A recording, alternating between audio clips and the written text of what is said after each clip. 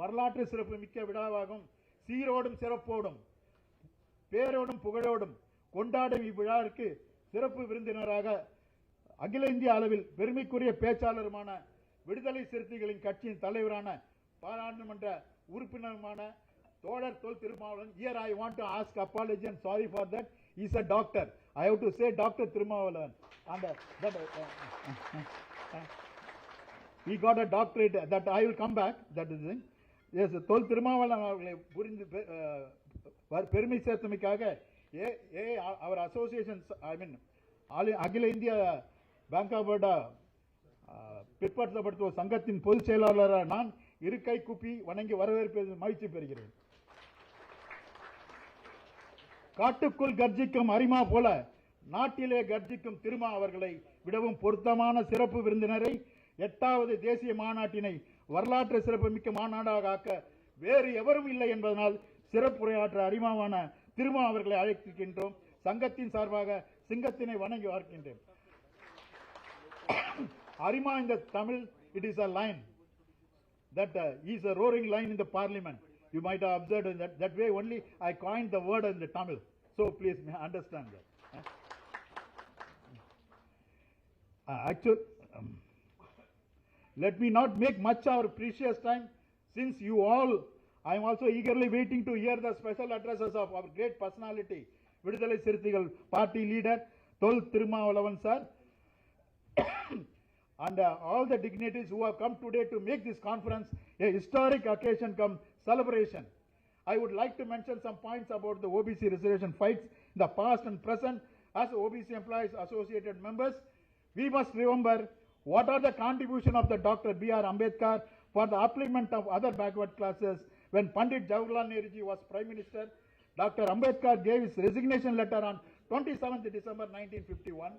In that resignation letter, he had listed out various reasons for his resignation and clearly said that, hello, please, your discussion can be made. You please observe that. And clearly said that Constitution did not embody and safeguard for the backward classes.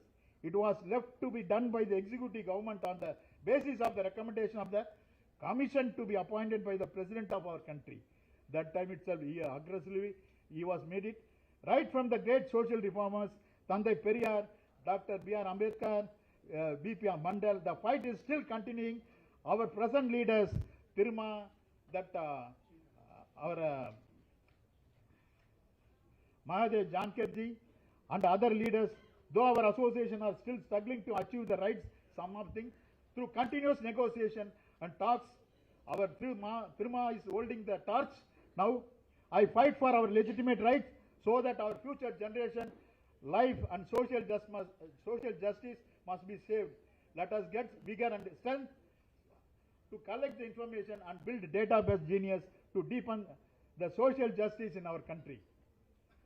Actually, we have to speak, but I making this. Dr. Thirumavalavan, after I want to tell small briefing about the history about Dr. Thirumavalavan. Dr. Thirumavalavan, after law graduation, he continued. He got doctorate from the Tirunelveli. There is a university, Manoormaniyan Sundarnar University. Dr. Ambedkar Bhabasaheb Bhimarao Ambedkar's wife started that Mrs.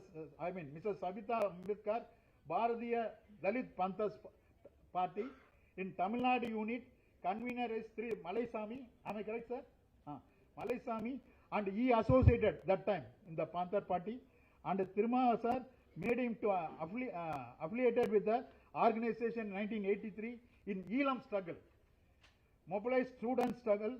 This is the first political activity started in 1986. He has gone to the Sri Lanka and participated in the student struggle also. In 1989, when Thiru Malaisamy, the leader, expired, 1990, he has become the state convener of the Bharatiya Dalit Panther.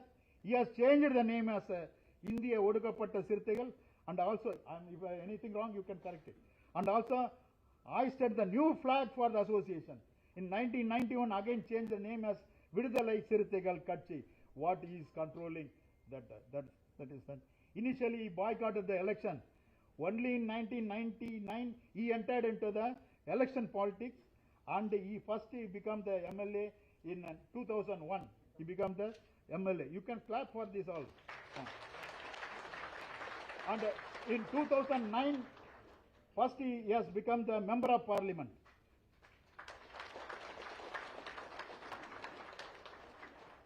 There is a phrase in Tamil Nadu, Tamil, Yarukkum manjom, Yadarkum manjom, Engum manjom. That means we never fear to anyone, anywhere, anything.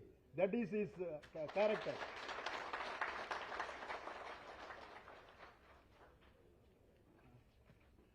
So, actually, one more thing. Sir, I got a long to speak in Tamil, but these people come from various things.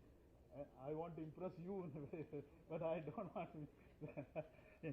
Anyway, I'll come to the next.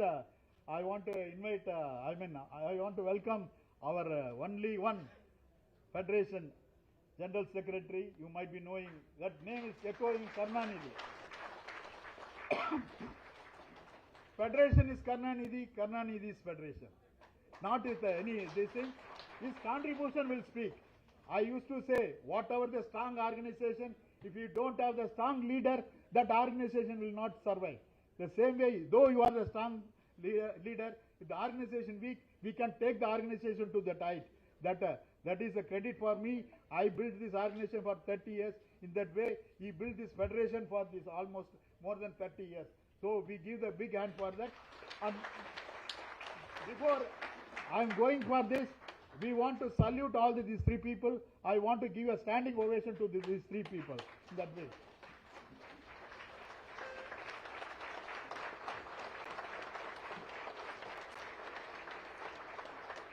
Thank you, friends. I welcome Mr. Kumar Sushil, who is the National President for Rashtriya Samaj Party, National General Secretary. Whether it's a President or General Secretary, he is commanding over it. I welcome Mr. Akki Sagarji, who is the National President for Rashtriya Samaj Employees Federation. I welcome Mr. Balaji sir. He is the MLA. He is a very committed organization. I welcome Mr. Natarajan sir. You might be knowing, most of the people knowing, he is a faculty. He is leading us on all the thing in faculty and workshop on reservation policy. He was not only speak about the reservation policy, he will speak about the present politics of that. He educated, inculcate all what are the need of this present situation. In that way, after that, I welcome my beloved youngest president of any organization, my Amit Jadhav. Where is, come here, man. And very active, my national treasurer, Mr. C. Jayakumar. I welcome my all fraternal organization. I want to say Mr. Rajashekhar, the General Secretary of the IOB, and the General Secretary of ICF, Anbu Kumar. I welcome Mr. MFL General Secretary, and newly elected empowering the women, that previous General Secretary of the CPCL, Mr. Murugan. I welcome founder president of our association, only dynamic president, Sachidananda. I welcome Jangirji. Where is Jangirji? Sorry. Who was associated with me more than a decade. We built this organization. He has given us support for that. And I welcome all the journal secretaries and all the senior members of that. And the man stand behind me all these 10 years for all the vibrant activities. Only one, Mr. R.K. Raj, in that way. I welcome all the journal presidents, journal secretaries, 148 regional secretaries. I welcome all the media people who have come all the way, nearly 10 to 20, 30 people are covering all this media, because this should echo not all over India, because we the people, we are projecting that the unity of this is a need of the hour for our, with the brethren of the SC/ST, it has to be focused all over India. I don't want to much of the time. I welcome each and every one of the members who has come all the way, making this program as a grand success. If I missed anything, I got a women team. They have taken the slog and sweat it out for the last 2 days, and they are doing the success of that. And I welcome the senior most, Mr. Srinivasa Kumar, who always support our cause, and he was a veteran leader of that. All the fraternal organization of the Bank of Baroda, all the leaders who have come all the way and express their, extending their greetings and wishes. I thank you one and all. I don't find the words, but I have to conclude with the words. But anyway, I don't want to take much of the time, because when there is a date of birth, there has to be a date of death also. So I may not be in the position now to continue in my this thing. It may be my last address. I may address in the general body also, but my advice and guidance and the support will be till my last breath of our OBC society. With these words, I am concluding that. Thank you, sir.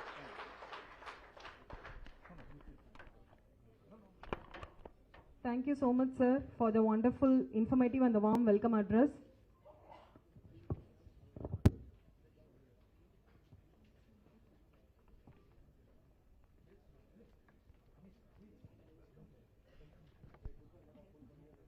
Now I request our President to present the presidential address.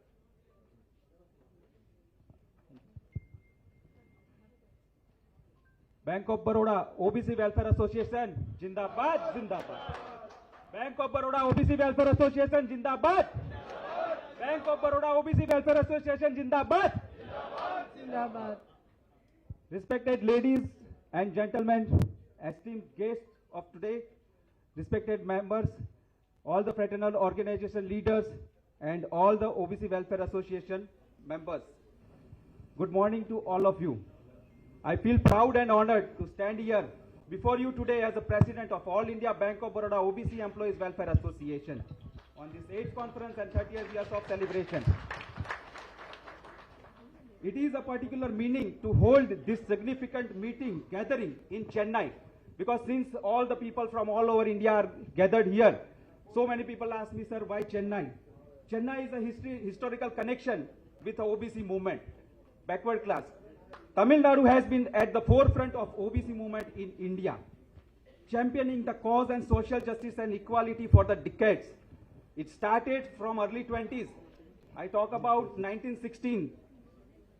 The Justice Party and early reform. It started from there. In 1916, Justice Party formed in 1960 from Tamil Nadu. The party advocated for the rights of backward communities and played a crucial role in promoting the education and employment opportunities for OBCs. Second, Periyar and self-respect movement. E.V. Ramaswamy, popularly known as Periyar. He was the pivotal figure in Tamil Nadu's social reform movement. His self-respect movement, it launched in 1920, where all other India was not knowing the backward class. What is backward class? So fought against caste discrimination and championed the cause of OBCs. Periyar's emphasis on rationalism, self-respect and social equality has had a lasting influence on the OBC movement across all over India that we should respect. Also, moreover, reservation policy. Tamil Nadu has been the pioneer in implementing the reservation policies for backward classes. So today, as we gather in Chennai, we are reminded of the legacy of these movements and their relevance to our ongoing efforts within our Bank of Baroda. The principle of equality, justice and empowerment that have guided Tamil Nadu's OBC movement continue to inspire our work. Now, I will come to our Bank of Baroda OBC Welfare Association. Sir, there are total 18 zones which represent all over India. And we are having 148 regions. So in that way, we are all presence of OBC people as the zonal president, zonal secretaries, regional secretaries, all are present in all over the India. Our achievements, we are having regularly half-year meeting at BCC, where at least our MD or ED has to come and attend our meeting where we are putting all our problems and they have to answer it. We are also having regular zonal structure meeting where all the zonal secretaries, zonal presidents are taking up the matters in front of general managers. We also achieved the great achievement of getting the pre-promotion training for our OBC members. Earlier there was no training given to OBC members. Recently, just 3 years back, we got that opportunity and we increased the days by 5 hours for the training so that our people can get more and more promotion. Also with that, we are having a workshop on reservation policy at not only a central level. In that reservation policy, we are tutoring our members that DOPT circulars, what are the benefits of OBCs, not only at central level, but now we have started all the 18 zones. At zonal level also, we are having that reservation policy workshop so that maximum members can take the benefit of that. We are also having workshop on disciplinary proceedings, sir. As we are working in Bank of Baroda in bank, so many of our members may get affected to many issues regarding the working procedures. So for that specially we are conducting for OBC members disciplinary proceedings so that they can protect themselves. So that is a very good achievement by us. And recently we had a meeting with parliamentary committee. We are also we are also having a meeting with Mr. Ahirji, who is a member. So in that all way, we have established and we have made our association in presence. Sir, 148 regions we have made WhatsApp groups. So each and every members, what is ongoing, sir, your message also we are getting, what All India Federation is OBC is doing. Each and every member is getting that news. So in that way, everybody is connected, and Bank of Baroda, we are doing wonders as our association. So I want to take a moment to thank all our zonal secretaries, zonal presidents, regional secretaries, members, volunteers, and my supporters. This is the family, sir. I want to thank them, all of them, for their dedication, their hard work. I want to clap for you, all of you people, because without this is the family, and we have achieved these things. So I want to thank you all people. Despite of these achievements, we are facing some of the challenges. Still there are some of the challenges. And first of the challenge is discrimination. That still instances of discrimination, bias, although it is reduced, but still it persists, and that is a challenge for us. Addressing this issue is our top priority. We will address in our top priority. Second point is limited access to our resources.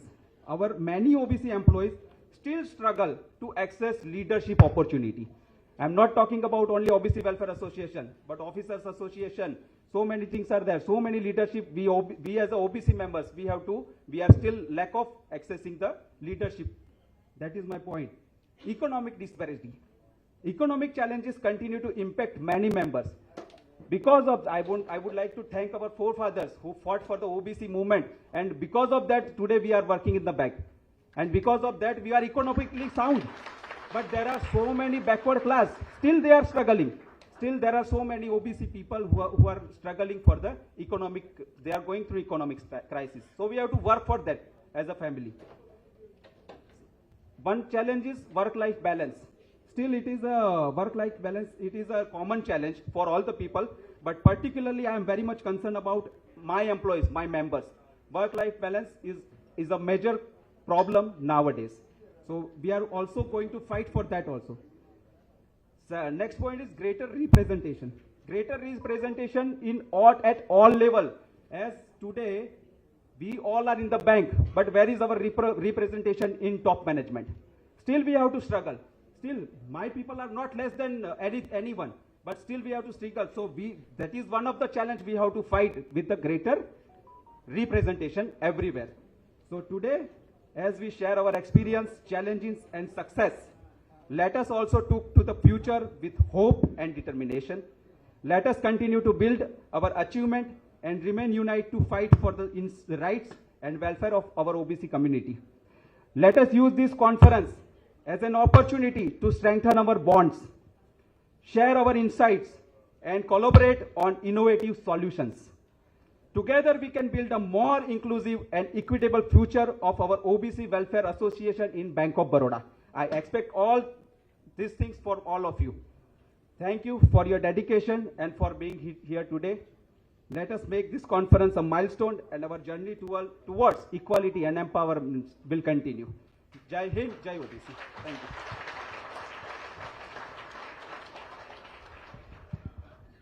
Thank you, my President. I request our founder President, General Secretary, Mr. Sachidanandam, to come to the dais. And my ex-president, Mr. Jangirji, please come. Sorry, that time. Please.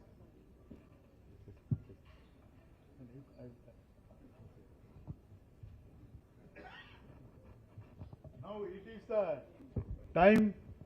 All the way they have come. On behalf of you, we have to honor the leaders. That has to be.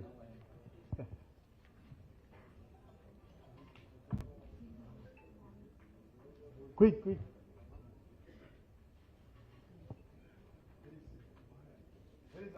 We would like to felicitate Mr. Dr Walavan.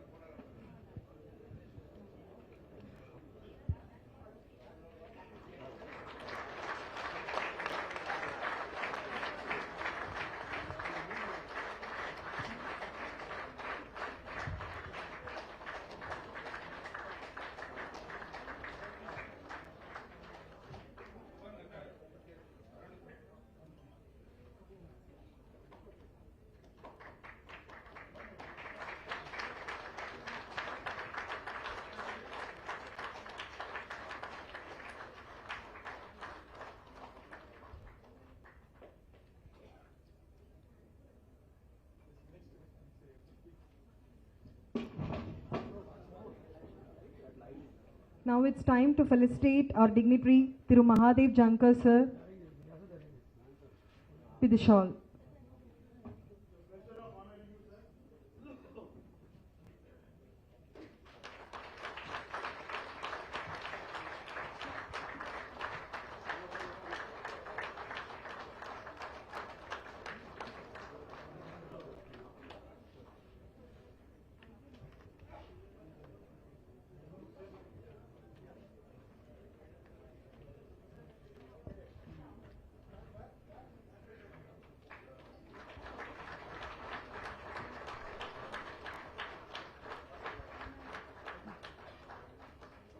Now it's time to felicitate our General Secretary AOBC Employees Federation, Thiru G. Karnanidhi, with shawl, garland and memento.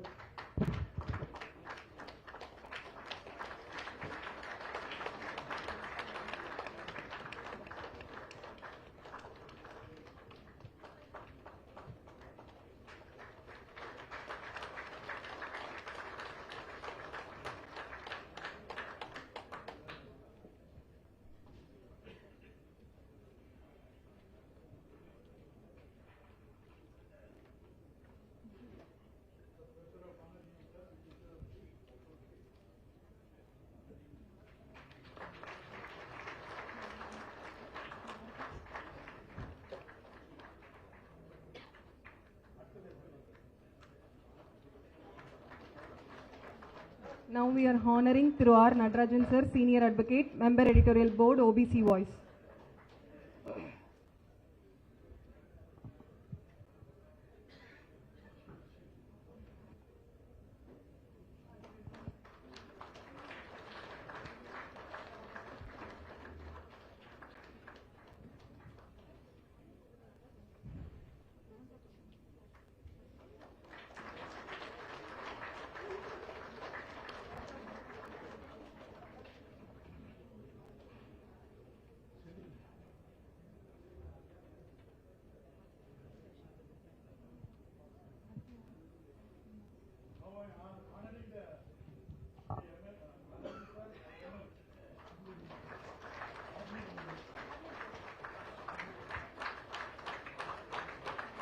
Now we are honoring Mr. Balaji sir, MLA BCKA, with the shawl and memento.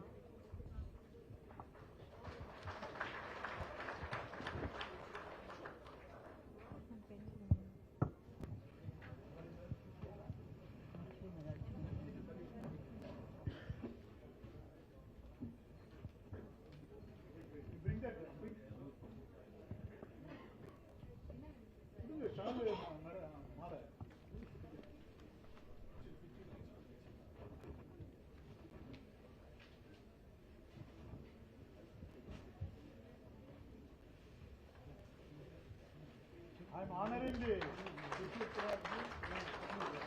General Secretary.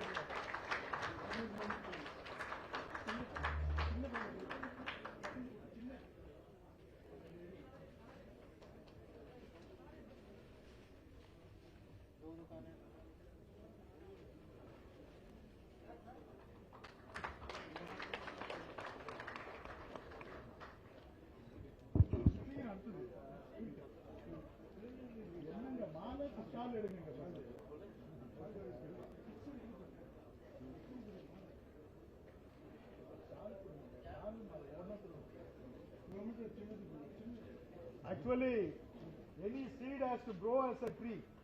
The man who, the perception that he thought that one day he will become like that, is our founder's general secretary, Mr. President.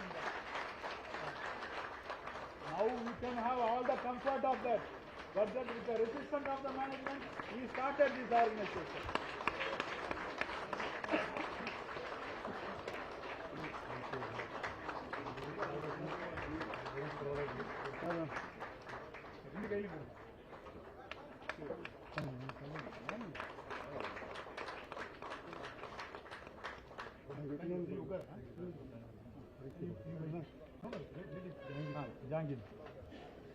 The person, the president who has associated me when we find a difficulty in pandemic, corona, he was whenever that to some extent he has associated me. But unfortunately, we lost our founder president, Mr. J. Parthasarathy, who was the editor of the Voice of OBC. But in spite of that, all the things, ill health, everything, he has come to me, and I feel proud of it. That, and moreover, he got a big heart to accommodate the youngest president. He was very much happy about it. He given the space for that. When we got amalgamation with the E-Vijaya, E-Dana, that proportionate share for that E-Vijaya, E-Dana, he has made it. That is the greatness of my Jangid.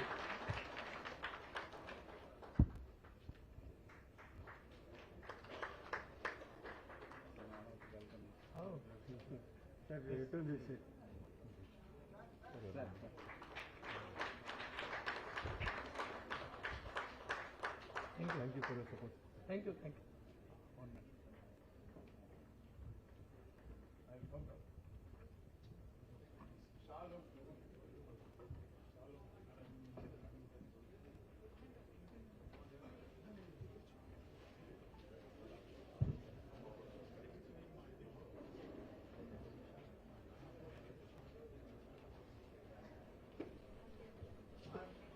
I'm honoring Mr. Srinivasa Kumar, who was one all the way. Shri Srinivasa Kumar, BOB NCBE Retirees Association. He was the national leader of that our federation, but instead of that, he was the leader for everybody, always he guided all the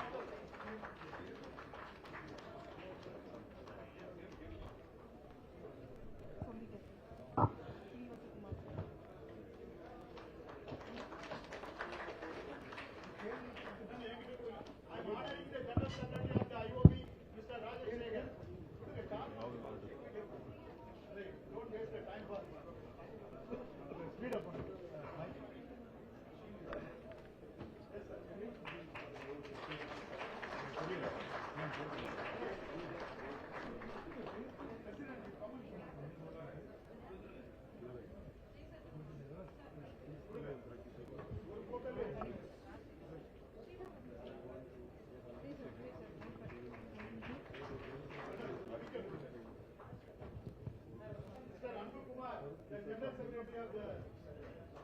ICF General Secretary Shri Anbu Kumar sir, to felicitate him with a shawl and memento.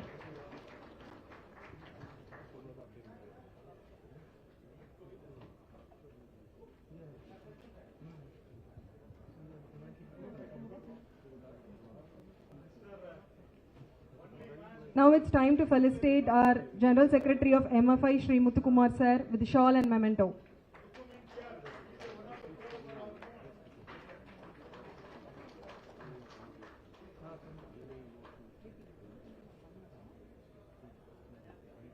Now,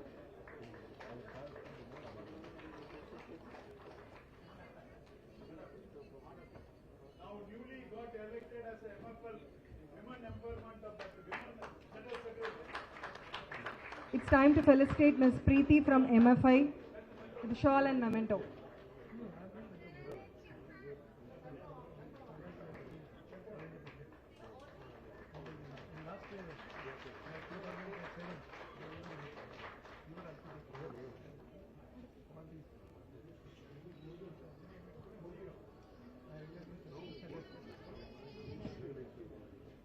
Now it's time to felicitate Sri Murugan sir from CPCL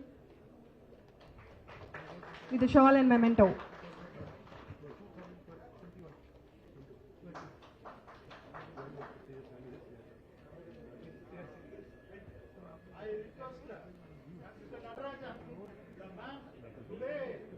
Now it's time to felicitate Mr. Natarajan sir from Union Bank General Secretary.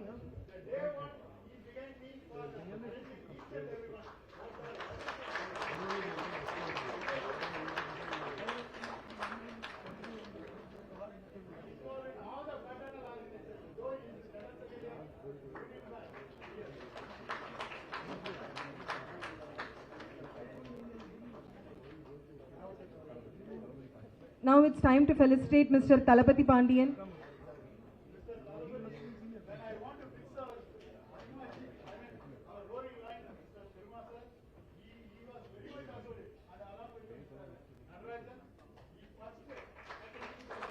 Felicitate with shawl and memento.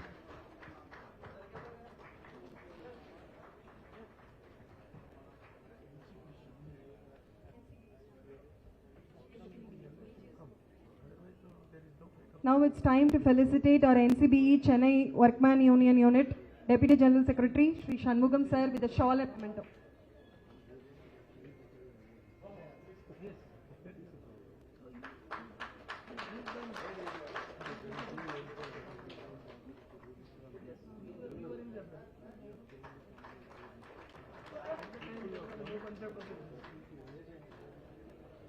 Thank you, sir.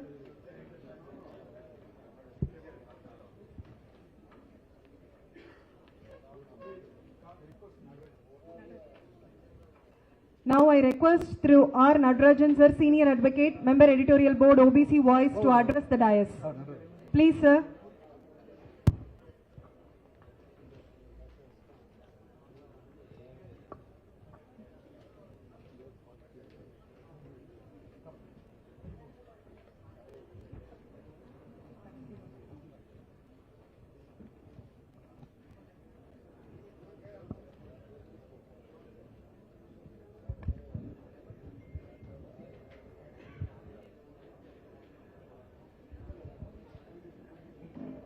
Respected leaders on the dais and dear friends,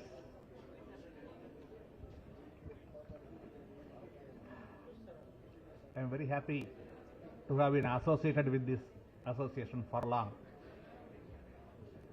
at least for the past 12 years.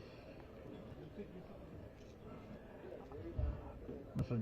Parsardi of Voice of OBCs, I came into contact with him. Thereafter I was writing articles in this magazine. And that way, whatever happens in Bank of Baroda, I came to know. I want to share with you only some information.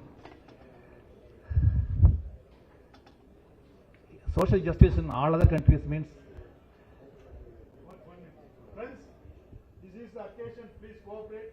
You, hear the speakers. That is okay. Oh, it's okay. Social justice in all other nations mean the welfare of the poor. Social justice is a word recorded in the Charter of the ILO, International Labour Organization.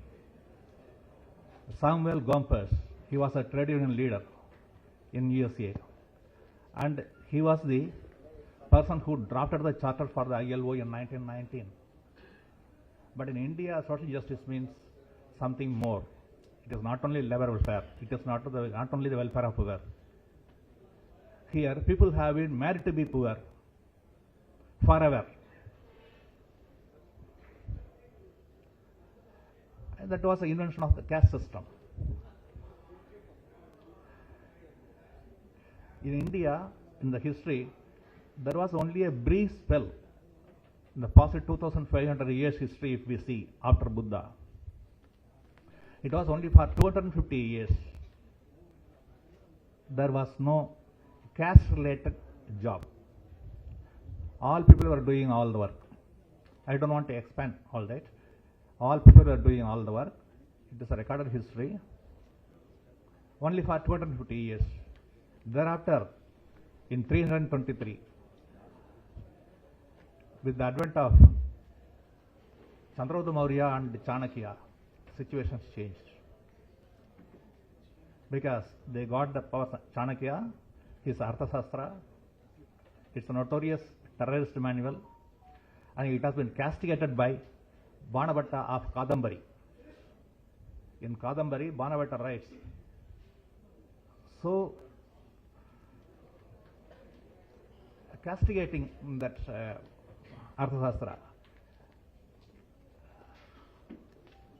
he says whether a human being can admire Arthashastra. This is what Kadambari says, Banabhatta says. You can commit any crime to perpetuate the Sadhurvarna system. This is what Arthashastra says. You can commit any crime. And what sort of crimes? How it can be committed? Everything has been given in a chapter. Secret science. Thereafter, the people from the suppressed caste, they could occupy some positions, higher positions, only after the independence. At present, only because of the reservations. There's a long gap between 300 BC and 1947 AD, more than 2000 years. But now the situations are again going back to the original system. Even soon, the reservation will be history. You can read only in history. It will not be really effective. If all the organizations, public sector undertakings are privatized, reservation is there, reservation rules are there, but where are you going to implement them? That organization will not be there, one by one. Just now Mr. Rajsekhar, IOB, he told me what is happening in State Bank of India. You privatize everything.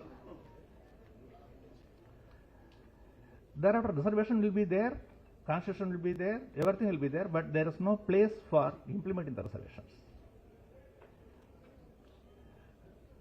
So the responsibility is more on the people who are now availing the reservation benefits to see that the benefits are passed on to the next generation also. Because judgments are coming in a peculiar manner from the Supreme Court. When the Mandal Commission report was implemented, orders were issued. Immediately people went to court, Indira Sahni. Immediately court had given stay in the year 1990. Only in 1992 judgment came. Until then stay was there. When the EWS reservation was implemented, the same Supreme Court did not give stay. It was after 4 years judgment came. See, how is it? What is the difference? When the court stayed the Mandal Commission implementations and then heard it and pronounced it, upholding the reservation with many riders, of course. How is it that EWS reservation was not stayed? Suppose the final judgment was to be in the other side, EWS reservation was unlawful. If the court had given such a decision, what would have happened to the recruitments made for the earlier 4 years? Supreme Court does not explain. I don't know how many of you have gone through the EWS reservations judgments. In Article 15.4 there is a phrase, reservation for OBCs, SCs and STs. It's available only when they are not adequately represented in services. If you are not adequately represented, then reservation will be there. For that, so many court cases were there, they are adequate. Every year you have to see. All these things were there, Nagaraj judgments, ultimately journalism case, it brought an end to all these stresses. But journalism case opened up something else. Para 15 and 16, it says, you can have criminal layer for SC/STs also. SC/ST association was not a party to the case. Still, Supreme Court has already decided and shown green flag for bringing criminal layer to SC/ST reservations. It is recorded. So peculiar judgments are coming. If SC/ST people, if they have reached such a stage that there can be criminal layer for there, the judges, 5-judge bench, they should have seen among themselves how many of them in the bench they belong to SC/ST.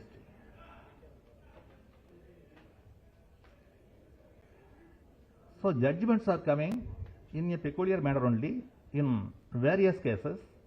Even in the EWS case, main issue is Article 15(4) says for OBC SC/ST reservation, it will be there when persons are not adequately represented. For EWS reservation, Article 16(6), that phrase has been lifted. That phrase is not there. It means for EWS, even if people are already there, in excess of their proportion, even then reservation will be there for EWS. See, what sort of reservation formula is it? But the EWS judgment does not deal with that aspect. It is referred to, but they are not explaining, they are not analyzing it. So basically, EWS reservation is wrong. It means reservation will be there for them even if they are already represented adequately. They can represent themselves more in services. For OBC SC/ST, in the year Mandal judgment comes in 1992. In 97 only, DOPT prepares a roster system, proportionate reservations, post-based system, post-based reservation rosters. Earlier it was vacancy-based. In the post-based roster, 3 points are mentioned. They are called the fundamental principles. 1991 instructions, that alone is the beginning point for implementing mental commission recommendations. The fundamental principle says, at no point of time, the reserved category should be more than the percentage percentage. Okay, at least it must be to the extent available. But what is the extent available now? Not in the Group D category or Group C category. We always see Group A category. Group A category is the power center. How many chief general managers are there in the banks who belong to SC/ST and OBC? Are there 15% SCs and 7.5% STs and 27% OBCs? Are they there in any organization?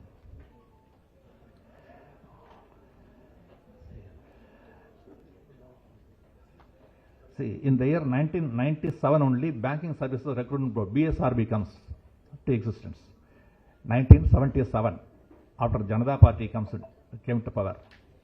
Until then, what was the method in which the recruitments were made, even including Bank of Baroda?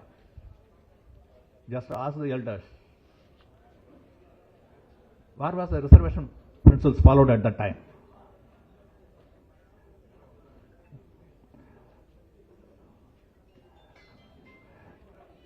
Now, in India, there are so many foreign embassies, high commissions. Other than Islamic countries, embassies, for all other embassies, persons are appointed from India only locally.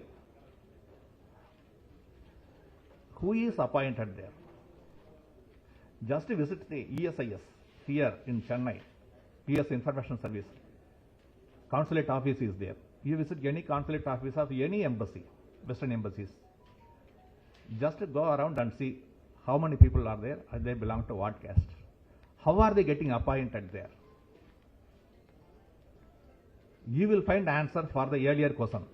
How appointments were made in the State Bank of India and so many other banks before 1977.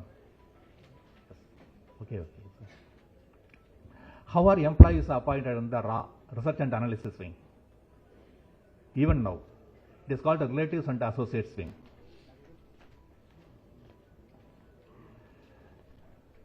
How persons are appointed in the IB? In the year 2015, lot of efforts were taken by the present government to expand their spy network. How people are appointed? See, public service means, I am completing within 1 minute. Public service means the power sharing. It is not just employment opportunity. This is not what I don't say that. It is Supreme Court says. But proportionate recruitment is not there for OBCs, SCs and STs at top level posts. Till date it continues because the departmental OBC association, SC, ST associations are not allowed to function properly by the managements. This I know very well because I am handling cases of IIT and so many other organizations. I am the advocate on record in the Vasanta Kansasamy case. I know what happened in that case. That OBC association in IIT is just useless. SC association, it was working for to some extent when my friend Mr. Gunalan was there. But what happens now? The National Commission for SCs, it is there in Shastri Bhavan. When we bring complaints with authentic evidence, they don't take action against IIT. Why? There are so many things happening in a conspiratorial manner. For that, the answer, according to me, answer lies in making the service associations to be headed and the spokesman must be from outside.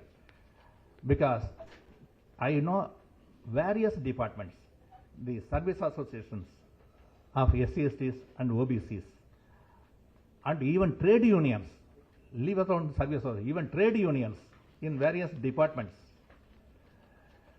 they are blackmailed by administration. One chief, he will commit some mistake, then they will take actions, but they will not take action, they will just keep him under threat. There is one book, Why Japan Succeeded. There, go through the book, it's available on net. The people who are interested in the welfare of the workers, among the workers, they are encouraged by the managements. But that is not the case in India.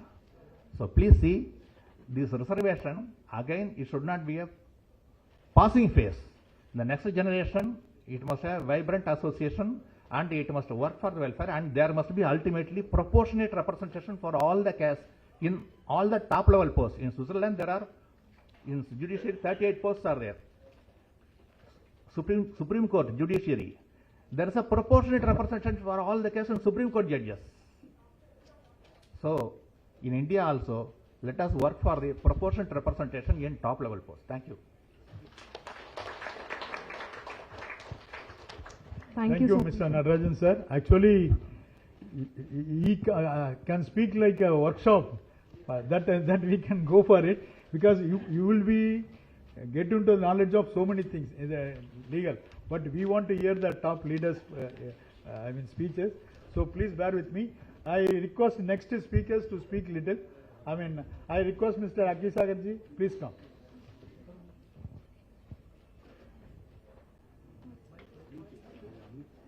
You take the mic and you can speak there.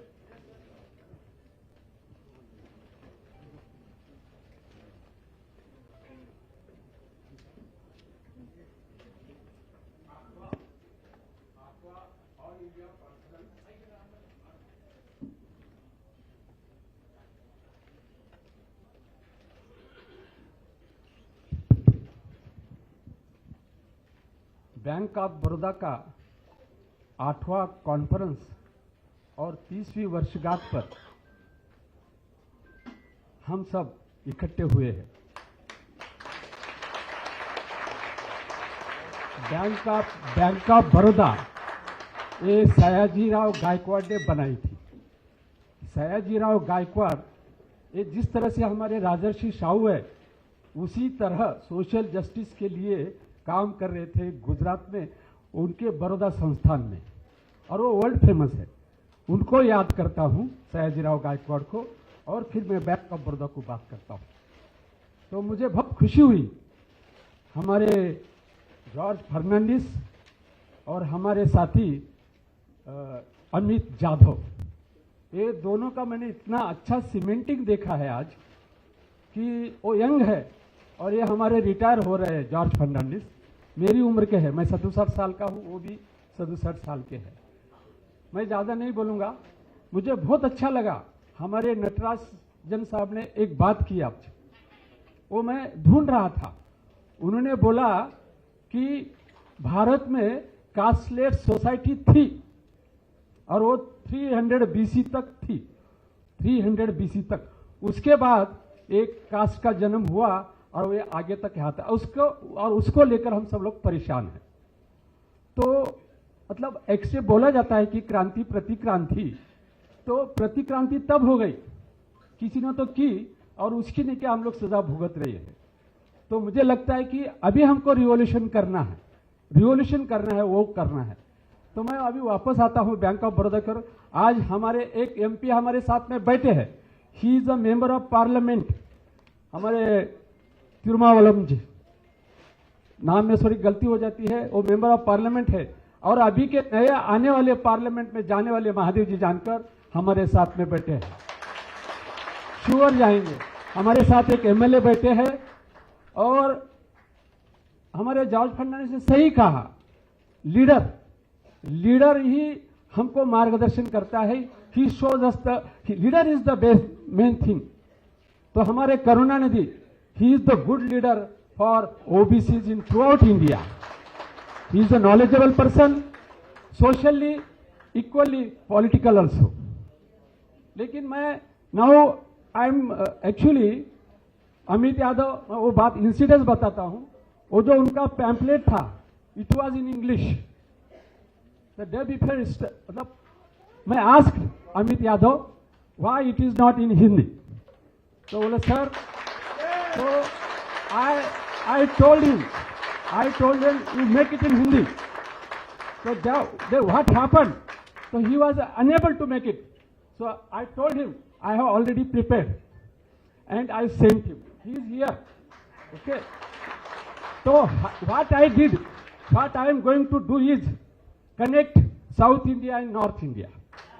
I want to be a bridge of North India and we are India. OBCs are a silent majority in India, silent.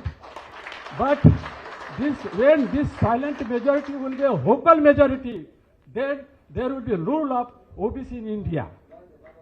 You see, the pioneer of our OBC movement is Mahatma Jyotirao Phule. Mahatma Jyotirao Phule is the guru of Ambedkar, guru of Rajarshi Shahu. Rajarshi Shahu was a king. He was a guru of a king. And Ambedkar is a world-famous intellectual person in the world. And he is a guru of Ambedkar. We forgot that pioneer Mahatma Jyotirao Phule. That is why we are here like that. And Periyar actually, the movement, OBC movement was dead in independent India. Only Periyar made it alive in 1950. That movement I know, Karunanidhi knows much more from me. So what I am telling you, so we were rulers. OBC are the ruler committee. But now we are being ruled. So why we are being ruled? That there is a ruling class in upper caste. Ruling class, I am not talking ruling community. There is a ruling class. We want to be, as a educated people, we should be a ruling class. We are not. Fernandez was telling yesterday when we are, Mahadevji uncle, he was telling there is no CGM in Bank of Baroda. I was working in Reserve of India, Apex Bank of Banks. I was working there. What was happening there, I know. whatever the law, whatever the circulars were there, so they were asking us. We were asking for space for office. We were asking for anything we are asking. They are showing the go to central office, central government. Only they will order us. So that way they are doing it. So that ruling class means that administration we should take, that all in all fields, that is the 4 pillars are there. So we should take all pillars. We should be it, and we can do it. That thing I am giving. Thank you OBC Association for giving time to address with you. Okay, this is not address. This is convince India and make one India. Thank you, sir. Thank you, Akisagar ji. You want to link the north and south with the language also. I hope that your party will also grow in south. That's the thing. Anyway, I feel proud of it. I was in Reservation of India after retirement. I was the person who was made national president of the Rashtriya Samaj Party. Became national president of any political party. I am a single in India. And that party is having 4 MLAs. 4 MLAs, 2 ministers. 2 ministers. From -0 we started, and now he will be MP of this. And that name of the party is a National Communist Party. And Hitler was it. Hitler was about that party, that Nazi. That is You speak. Mike. Okay, thank you. Actually, he is telling that party, actually we wish him that parties and all that has to grow. Now I am bringing to your knowledge today, our Mahadev Jankarji is contesting for Member of Parliament. Mr. Trimavalavanji is contesting for Member of Parliament from the year, South Vidali Sertical Kachi. What is the important is, our Honorable Prime Minister has canvassed for Mr. Mahadev Jankarji. So, same way Mr. Tirumavalanji, Mr. Stalin, other India Alliance leaders are canvassing for him. So, both will become the Member of Parliament. But any alliance form the government, they will be minister in the central government. That will be the voice of ours. That's why I fixed both the people future voice for the OBC in Parliament as well as in the ministry who going to form the government in the government of India. That is the thing. For the Atisagar ji, it is not a counter. I don't want to use the word shame. When I addressed the parliamentary committee of the OBC, when I come to Nasik, they denied the retired peoples in the SC/ST, but when they have not raised that issue in our parliamentary committee. You know that parliamentary committee, nearly 30 MPs, 20 from Lok Sabha, 10 from Rajya Sabha. But I vociferously told, even after 116 glorious years of the Bank of Baroda, even after 75 years of the independence, even after 30 years of the Mandal Commission, we don't have the one CGM in Bank of Baroda. We need 72 GMs, we don't have the 2 this thing. So that I can question because I retired office, man, but when serving people question it, no time he will be thrown out. Actually, same way when Rajashekhar, when he raised it in before the parliamentary committee, he has transferred very next day as the general secretary because he was serving people. So this is the thing. This is a selective discrimination going on with the union and officer association and our service. Our welfare association of the SC/ST and OBC.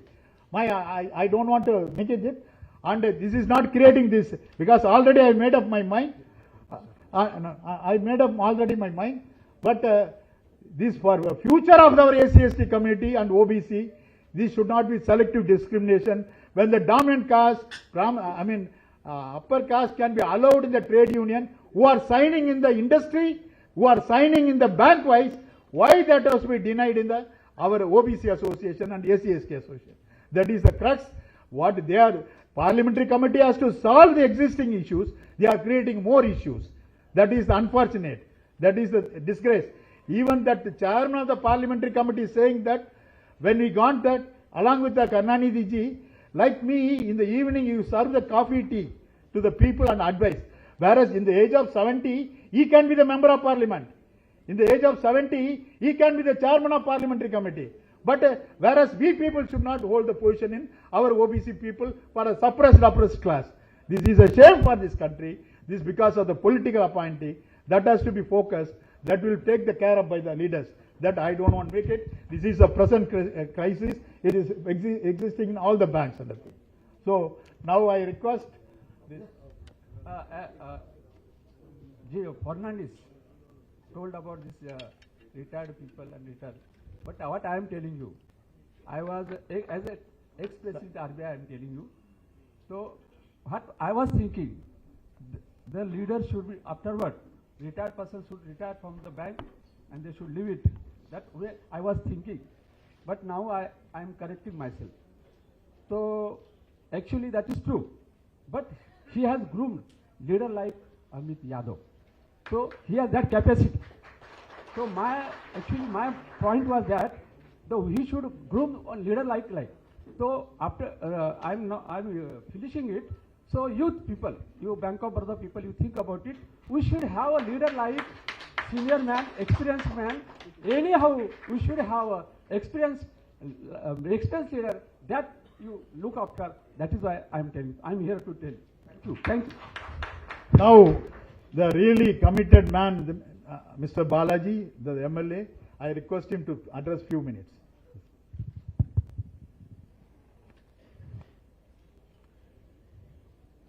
I'm really privileged to attend this 8th All India Conference and 30th year celebration of All India Bank of Baroda OBC Employees Welfare Association. My humble greetings to all those who come from the length and breadth of the country for this particular meeting. My greetings to the General Secretary of the Association, Mr. George Fernandez, the President, respected Amit Yadav, and the General Secretary of AIOBC Employees Federation, the person who has been fighting for the cause of OBCs in Tamil Nadu, respected Karunanidhi, former Minister of Maharashtra, and the founder of National President Rashtriya Samaj Party, through Mahadev Jankar, Mr. Aki Sagar, Senior Advocate, respected Natarajan, the Treasurer, respected Jay Kumar, and above all, the special invitee and the person to deliver the keynote with regard to this conference, my party leader, our leader, respected Ezhuchi Tamilar, and Thirumavalavan. As far as this meeting is concerned, the OBC meeting with regard to social justice, our George Fernandez, while he was speaking, he mentioned that social justice for all. But I have a different perspective. When you say it is social justice, it means justice to all. The terminology social justice is nothing but justice to all. It is only in that aspect our party, particularly our leader, has been fighting for the cause of not only the downtrodden ACs but also for the OBCs. He had been mentioning about his credentials while he was introducing him to all of you. But I would like to mention certain points which may or may not be known to few people over here. You all know there is a economic criteria or economical consideration with regard to the OBC reservation. When it comes to reservation, now we say that economically weaker section is not in line with the Constitution. When that is not in line with the Constitution, it means to say that the creamy layer is also not in line with the Constitution. Even though it is not in line with the Constitution, but it has come into place. So the first and foremost thing, my President, Honorable Ezhuchi Tamilar and Thol Thirumavalavan, when he was elected to the Parliament for the first time in 2009, there are many leaders who associate themselves with the OBC welfare and OBC upliftment. But it is very hard truth that no one had represented this cause. He was the person who raised his voice, and he had given a referendum and a memorandum to the then Prime Minister Manmohan Singh, asking him to raise the limit from 6 lakhs to 15 lakhs. 4 lakhs to 15 lakhs. It was in 2009. Even our President was telling about having this conference in Chennai. He was saying that Tamil Nadu is a place where social justice has been flourishing. In fact, Tamil Nadu is the place where the seeds of social justice has been sown. It is not that the place you have selected is right, but the leader whom you have called for this particular function is the right leader to be in this place. And the next thing, you all know we have got the 27% reservation for OBCs in education and employment. Unfortunately, the medical college seats surrendered by each and every state. Every state which has a number of medical colleges, they surrender a particular number of seats to the central pool. The idea behind that is, certain states may not have medical colleges. So students in that state have to study in government colleges. So the idea was brought in that each state should give 15% of the seats to the central pool. This was given and the admissions were happening. The SC/ST reservation was very well there. But the OBC reservation was not there in the medical admissions, MBBS admissions, in the central pool. Though few voices were raised, particularly from DK and people like respected Karnani sir, the real momentum came when our leader had given a representation to the then Minister for Family and Health Affairs, asking him to implement the 27%. Then it was taken ahead with to the court, and now it has been implemented. It is not for the cause of the people in Tamil Nadu. It is for the cause of people all over India. And I am sure that you all know that the concept of scholarship, the post-matric scholarship. The post-matric scholarship is not that one that had been introduced or that had come into force after the independence of India. It was well before the independence of India that the revolutionary leader, Dr. BR Ambedkar, had fought for it and brought the post-matric scholarship. My leader always says that there is a big politics in the usage of the terminology. You say the backward class people as OBC, other backward class. When you call something as other, then there has to be something. If you say there is one thing, then there has to be something. When you say OBC, then whose BC is the question. That is very clearly mentioned by Dr. Ambedkar. The BC is the inclusive communities, OBCs and SC and ST. So the need of the hour, even yesterday we had a big function. Every year we felicitate people who have been working for the cause of social justice. We don't see the identity or any other thing that is attached to them externally. We just see their work. That way we select each and every year we select 7 people for different awards and we give them their awards. Yesterday, the declaration of the proclamation made by our leader, it is very significant today. And even for this function, when George Fernandez was speaking, he said that he had postponed his visit to Dubai. I'll tell you one thing for sure. Given him a choice, whether it is going to be an OBC association meeting for the cause of social justice or any other meeting, he would choose the meeting for OBC association and social justice. That is the way he's sitting here. And very categorically, in fact, the purpose of this meeting today, he had made the declaration or proclamation yesterday. The need of the hour is people like us sitting over here. We know what is social justice, we know what is OBC. The very hard truth is, people down north, they know only the terminology OBC that is connected with backward class communities. But here in Tamil Nadu, you have other terminologies. You have a terminology called MBC. And it is also a very hard truth that people who are in MBC community, they do not know the meaning of OBCs, and they even fail to understand or recognize or realize they also fall under the OBCs.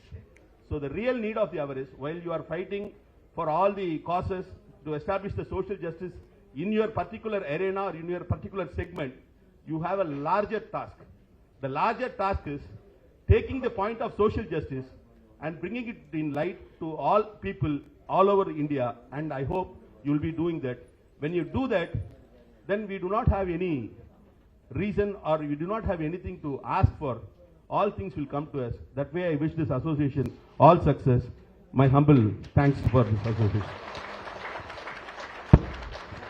Thank you, Mr. Kumar sir. Before that, our prominent figure of that, our SC/ST Association of Bank of Baroda for more than 35-40 years, Mr. Kirvagaran, who has been well close to our Trimavaji, that's I request him to come to the dais. We feel. Now it's time to felicitate Our former General Secretary, BOB SC/ST Welfare Association, Mr. T.A. Kripagran, with shawl and memento.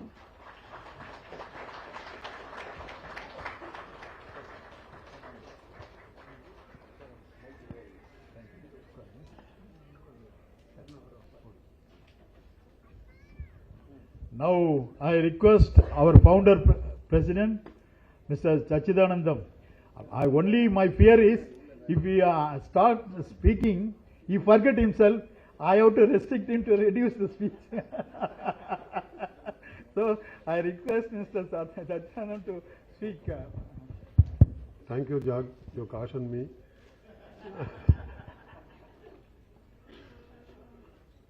Tamil பேச because all over India I will try to speak in English. Today I am proud, I am pride, I am alive to see the 30 years of celebration of OBC. I never thought, really it's a thrilling experience and lifetime. Every OBC man and woman should feel pride. We have organized sector in the banking industry. Next to Union Bank of India, we are well organized. In fact, before organizing, we used to meet our Karunanidhi at that time. He was guiding us like anything. Still many banks to open the shop of OBC association. In spite of that, because people are not coming forward. What made us to start in Bank of Baroda? Bank of Baroda historically two organizations. The bank management, Gujarati management is divide and rule always. AIB and NCB. Both new organizations are there. And the NCB is majority, AIB is minority, consult, whatever it is. With this background, we are working in the bank. The very unique situation was the OBC made us to unite. Myself and being representing AIB General Secretary and another gentleman, Parsadi, who is a very popular voice of OBC leader. We both work in the same office in Chennai Mail. Then we are talking during tea time, why not we start our OBC association? Then we decided to form association. And in spite of the resistance from the unions, in spite of that, thanks to the management Bank of Baroda, did not give any trouble or any nuisance. That is a good sign in Bank of Baroda. They didn't allow anything negative way, and we started slowly. But the only problem is those people who joined in the general category only started the association. At that time, there is no reservation of OBC. We started in 94. Reservation implementation has not come. How to start association? You have to see SC/ST people reservation. We identified there. Other general candidate, how to identify? If you go and speak, sometimes they will reveal they will shy to join the organization. We all, the general category, identify among ourselves, 50% willing to join, 50% doesn't want to disclose their OBC. With great difficulty, we started slowly, state-wise, and brick by brick it is grown, and bank also was supporting, no negative attitude. Thanks to the judge today, he is heading the organization, and it has become the parliamentary committee political willingness made the Bank of Baroda to recognize organization. Today, 18 zone in one stroke is visiting. This is a really pride and proud. Even unions are envisaged. So this we should be retained. Main caution, growing is one step. Having grown, after growth, we have to be more careful. Bank will try to divide within the group. Say he is a retired employee, why you are encouraging, you become General Secretary. This is just a stepping stone. Don't think today it is facing, tomorrow you will face. You should not allow the management to interfere our internal affairs. This body is general body, will decide competent person to be General Secretary. Management has no business. This issue is not only in our welfare association, I am seen in the trade union. After retirement to 2001, I am practicing in High Court. I am seeing the unions are also facing same problem. Today, Judge was rightly telling, many industry leaders are retired, bank-wise leaders are retired. Still, it is the whims and fancies of the management. If you are goody-goody with bank, they will recognize you. Even at the age of 90, you will be leader. So they will compromise. Today, you can see the bipartite compromising every settlement, going one by one. Particularly one affecting all the employees is national special allowance category. You are losing thousands of rupees in pension. Still this bipartite settlement. As an advocate, we challenge the Madras High Court. It is admitted. 4 years back, it is coming up anytime. Another nuisance now, the resignees' pension is sanctioned with the prospective effect. They are denied national 5-year service, no commutation, so many retrograde clause UOBU is bending upon because their position is retired. With regard to retirement, Supreme Court judgment is clearly says once retired you cannot hold discussions with the leaders. Background of State Bank of India. State Bank Indian Trade Union Act says any leader elected by the general body they can be a general secretary. But State Bank of India adamantly took a decision. He may be elected general secretary or president of Trade Union Act. The management will not allow him to participate in discussion regarding fidelity of secrecy. We cannot allow. He is a third person. Retired means third person. Even today, State Bank of India, if you retire on 13th July, he will be checked out. He will not be called for discussion. State Bank of India still maintains. Another bank, Canara Bank. Except these two banks, all other banks, they are not bothering because it suits the leaders. As far as you are good with them, so leaders are molded in such a way to survive till the last breath. They want to be leader. They can be comfortable. That will understand. The management is tutored by the vested class. So we have to be more careful. Today we grown up 30 years. In 3 minutes they will disturb. They will 3 minutes within disturb our organization. We have to be more careful. My humble request to all the each and every cadre, see the reading news of the OBC or SC/ST, any judgments, anything, you go detailed study, seek the help of leaders, what is the background of it. I have seen High Court and in the Industrial Central Administrative Tribunal, 10 years misinterpretation of OBC reservation. OBC fellow top in the rank of 5, he will be shown as a OBC fellow, not in the general category. Any merit, suppose 1000 vacancy, reservation 27%, top of the people come SC/ST or OBC, they will be shown in the OBC quota. That danger is there, but as a candidate he may not be knowing. After 10 years only the court, so many cases, they set right now today. Even rightly Mr. Natarajan, I used to meet him in High Court. IIT is very peculiar. If you say OBC, they will know what is happening. SC/ST, nothing. No reservation, nothing. No law officer. When Natarajan was doing, he was a retired regional director of Employee State Insurance Corporation. He is excellently doing in the Administrative Tribunal Court. Now, how many people know? So, the organizationally, grown up is one stage. My humble and last request, each OBC men and women should feel that you are the leader of this movement. You should safeguard the organization, show the light to the other organization. Thank you. Wish the conference success. Thank you, Mr. Satyanandam. You made it. This is a wonder. In short time you completed. I request Mr. Balasingham, actually who is the party headquarters, who was a shadow with our Thirumaji. So I request him to come here. We want to honor you, sir. Please come. Give me.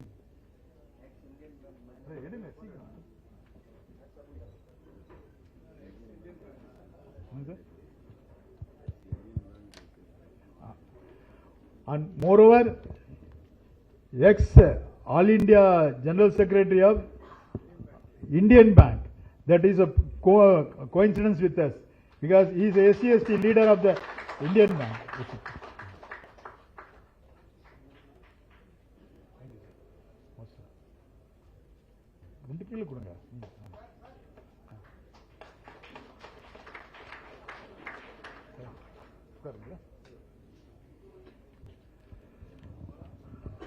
Now we come to that, all these days, all these 30 years, more than 30 years, who slogged for that formation of federation, the only leader who invited the previous ex-Prime Minister Mr. Devagowda and all the ex-Central Minister conducted the grand conference in Chennai.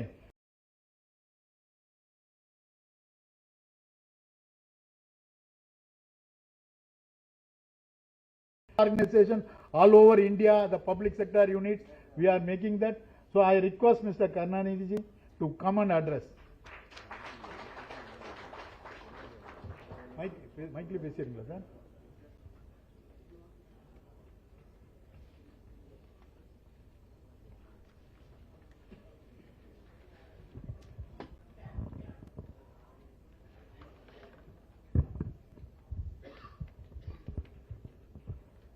அனைவருக்கும் வணக்கம்.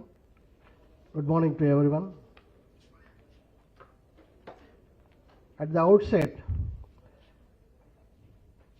let me congratulate the office bearers and members of this All India Bank of Baroda OBC Welfare Association and wish this conference a grand success.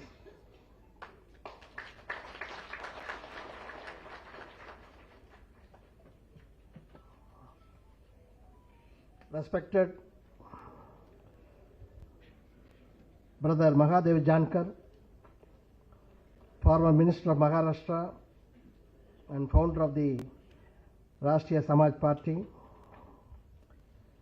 and our most dear and respected Thol Vளவன, President of the Vidudalai Sirthaikal Katchi, Mr. Akisagar, my friend, who is now the National President of the Rashtriya Samaj Employees Federation, Senior Advocate Natarajan, who is also a member in our OBC Voice magazine, Dynamic General Secretary of the All India Bank of Baroda OBC Association, Brother George Fernandez, President of the Association, Comrade Amit Jadhav, Treasurer, Comrade Jayakumar, our leaders of the fraternal organizations who have come here to participate in this function, Mr. Anbu Kumar, ICF, Mr. Murugan from CPCL, Mr. Rajsekharan from IOB, Mr. Muthu Kumaran from MFL, Mr. Natarajan from Union Bank, functionaries of the VCK, and my dear brothers and sisters. I am really privileged to be here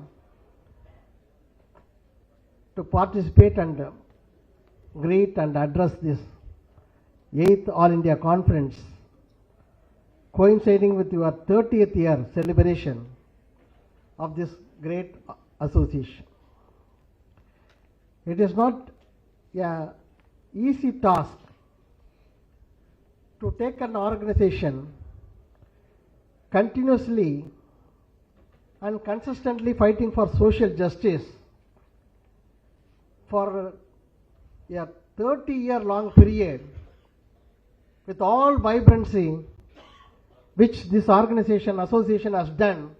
I congratulate all of you.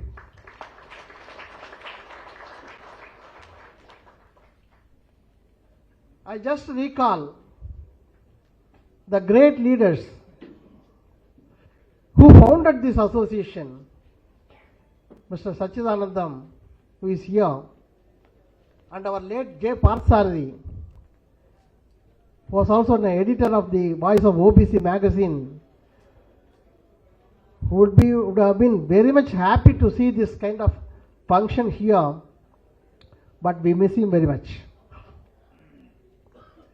And other leaders like Palni Velu, Ramachandran, Jayaratnam, so many people have contributed, and this association has become very vibrant during the time of George Fernandez as a General Secretary. He has built up this association in all the 18 zones across the country. He ensured that this half-yearly meeting with the management is conducted properly in all the zones.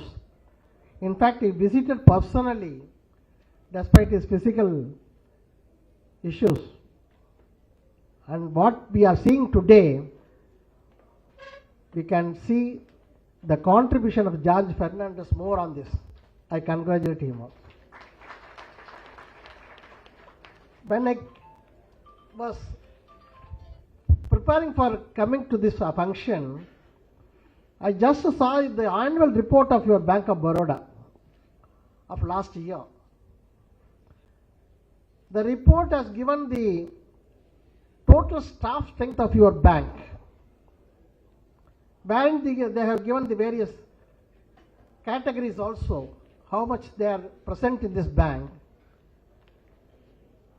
In the officers cadres, nearly 41,837 officers are there in Bank of Baroda, OBCs are 12,108. Among the 27,328 clerks, 8,274 are the OBCs. 7,348 sub-staff, 2,070 are the OBCs. Roughly it comes to 29.36%, which the bank is very happy to announce. But the fact remains, when we are speaking about the reservation policy, we are more concerned about how many members the OBC or SC, ST represent in the top level positions of the bank or any other industry. That is very important. Because reservation is not about employment. It is about empowerment. It is about representation. That is what Article 16(4) clearly says, brought out by Dr. BR Ambedkar. We should be adequately represented in all the services of the state. That means, in the board of the bank, in the top level positions of the bank, and in all industries, the representation of the OBC and SC, ST minorities should be there adequately. But if you look into the data, it is not available in this country, despite provisions in the Indian Constitution. Just I would like to cite one few data. In Bank of Baroda, nearly 12 directors are representing the board from various categories, industrialists and other people. OBC 0, SC 0, ST 0, minority 0 in your board. Similarly, as George Fernandez was also telling, in the CGM level, the top level positions, Bank of Baroda, I got it from the RTA, through RTA, 15 at the time, it was November 2022, at the time 15 CGMs are there in Bank of Baroda, OBC 0, 67 general managers, OBC 3 at that point of time. Totally among all the 12 public sector banks, we have 147 chief general managers. OBC is just 3, SC 9, ST 0. 667 general managers in all the 12 public sector banks. OBC 13. That means 2%.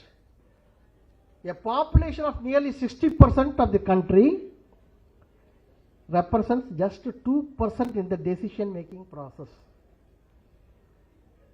The aim of this social justice, the aim of this reservation policy is whether how many people are there in the decision making process in all the sectors. Only in this country, where we are the majority population, we are in the pathetic situation in all the sectors, not only the banks. Our Natarajan was telling about the IITs.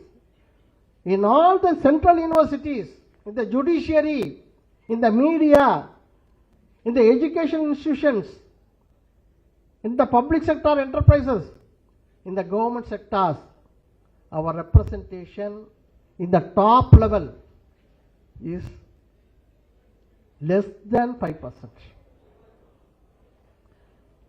In the central government, secretariat services, there are 89 secretaries, OBC 0. So we are not in the decision making process. So the aim of this association is not only to get employment for all of you. As a representative of the society, you are inside the bank as a OBC representative. You must remember that. We represent our society. So we must reach to the top level means we should have the process. But in all the banks or in the public sector, there is no reservation in promotion for the backward classes. The Supreme Court has denied, whereas the Constitution provision 16.4 says we should have an adequate representation. So the judgment is contrary to the provisions of the Constitution. Our Natarajan advocate was referring to the EWS. Economically weaker sections, not to everyone, among the upper caste. 10% reservation. Where is the data for the government? There is no data. Without any data, they have fixed a 10% reservation. For OBC, because of Mandal Commission, that 50% restriction was there, so Mandal reduced this OBC reservation to 27%. Whereas the Mandal Commission report says OBC population in this country is at that point of time 52%.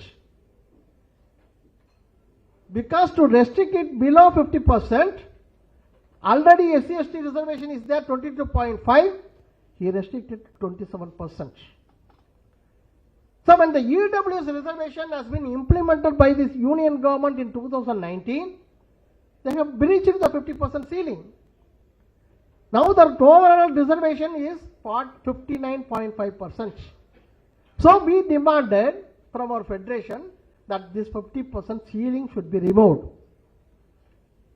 But my dear brothers and sisters, you should be shocked to know from the voices of the government, Honorable Minister says in the Parliament on 13th December 2023 when a question was asked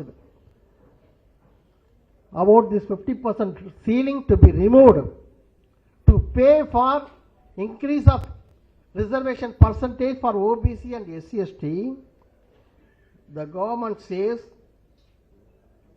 that this 50% ceiling is applicable for OBC, SC/ST only, not for EWS. So this is the position of the government. They have taken a stand that they will not be able to remove the 50% ceiling because it is applicable only for OBC, SC/ST. So we cannot increase the reservation percentage. This is one aspect. The government, because of the Supreme Court judgment, has implemented a non-constitutional, unconstitutional provision of creamy layer. There is no provision in the Constitution about creamy layer. It has mentioned in Article 15.4 about socially and educationally backward classes. Nowhere economic criteria has been inserted in the Constitution. But the first constitutional amendment came in 1951. It was brought in the Parliament by then Prime Minister Pandit Jawaharlal Nehru and Law Minister Dr Ambedkar. There was a debate to include the word economically, but Prime Minister Nehru as well as Ambedkar refused it, and they said we cannot include because the injustice has happened based on the social and educational backwardness. So the word was inserted 15.4, socially and educationally backward classes, which was already there in Article 340. So at that point of time, there was a voting in the Parliament. 253 members voted in favor of socially and educationally backward classes. Only 5 members voted in favor of economically. So that was already removed in the Parliament. But Mandal Commission in 1992's judgment in Supreme Court, 9 judges bench, they brought this concept of creamy layer. And based on that, what happens today? There is an income ceiling of 8 lakhs now. When that expert committee was constituted in 1993 to formulate this creamy layer concept, the report the recommendation was every 3 years it should be revised. It was 1 lakh at that point of time. So 8 lakhs was implemented by DOPT order by September 2017 order. So by September 2020, it should have been revised. So from the Federation, we wrote a letter. No reply was there. Instead, they started another expert committee in the name of BP Sharma, who is an upper caste fellow. And that committee said that all salary agricultural income people should be classified as creamy layer. Then we fought through NCBC, that reform was kept in abeyance. But the government says that we cannot revise this income ceiling of 8 lakhs. So 2017, that income ceiling of 8 lakhs is enough. So we wrote a government that in these 7 years, there is inflation, cost of living has increased. You are paid to the extent of 45% as dearness allowance to the central government employees. But you are not revising, there is no reply. Contrary to that, the NCBC, National Commission for Backward Classes, in its report of October 2015, has recommended 15 lakhs as income ceiling. As our Tol Thirumaval has already given a letter. Similarly, NCBC, that was also thrown into the dustbin. So the 8 lakhs remains today. And the DOPT has issued another order in 2019 stating that all scale 1 officers of the bank, insurance companies, all are creamy layer. So totally the backward classes, the children of the public sector and central government employees whose sons and daughters are eligible to have the reservation policy are totally removed that. So what happened was, there are lot of unfilled vacancies and they were not able to select the people. The reason cited by the government was suitable candidates are not available. So on the one hand, you are disallowing the eligible people from coming into the reservation policy, and on the other hand, you are saying that suitable candidates are not available, so those vacancies will be shifted, those vacant posts will be shifted to the general category. This kind of mechanism is going on in the central government, and there are unfilled posts to the extent of totally 10 lakhs as given by the government. If 10 lakhs posts has been filled, nearly 2,70,000 OBCs should have gone into the system, which the government has prevented. So totally there is a complete social injustice in the country.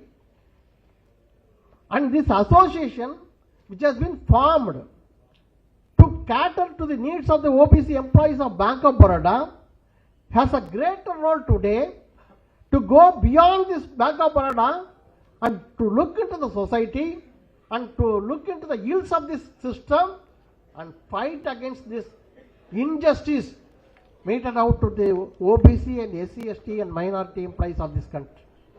If we fail our duty, I am sure that the social justice concept will be completely removed by the vested interests in this country. Because already in the back door, they have implemented 10% reservation based on economic criteria.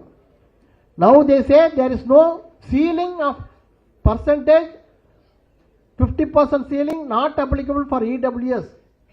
Tomorrow they can increase from 10% to 20% also. There is no limit for them. They can do it. So we should be very cautious.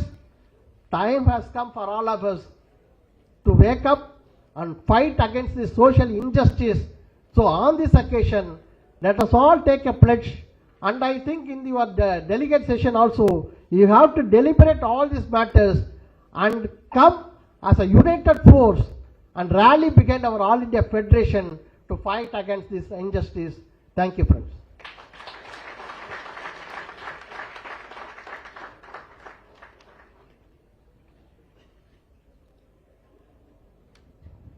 Now I got the message from, thank you sir, our leader, Mr. Karnadi sir.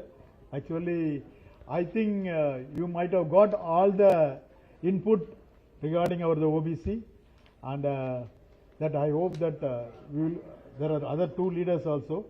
Now I got the message that our general manager from the South Zone, in spite of his hurry, he want to come and address you, and he want to leave early, but we will welcome him.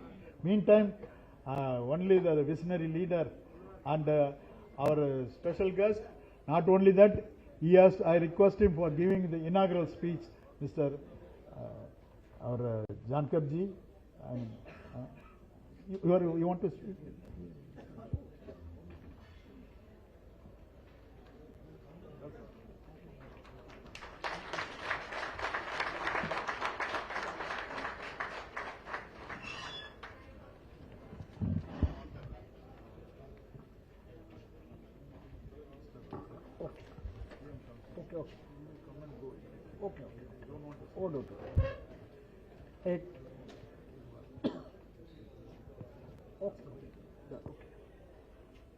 At All India Conference and 13th year celebration, All India Bank of Baroda OBC Employees Welfare Associations.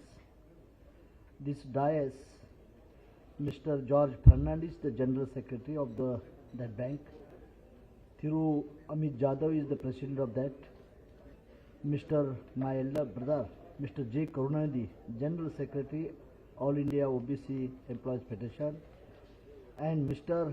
my friend Thiru Thol Thirumalan, Member of the Parliament and President of the Vidudal Sutural Kachi, and MLA Balaji, S.L. Akkisagar, National President of the Rashtriya Samaj Employees Federation, R. Natarajan, Senior Advocate, Member of the Editorial Board OBC Vice, and Thiru Sravan Kumar, Thiru Sudhir Singh, Srinivas Ravipati, Sudesh Gajanandra, and C. Jay Kumar, and all media team, and mere ladies and gentlemen, Jai Bharat.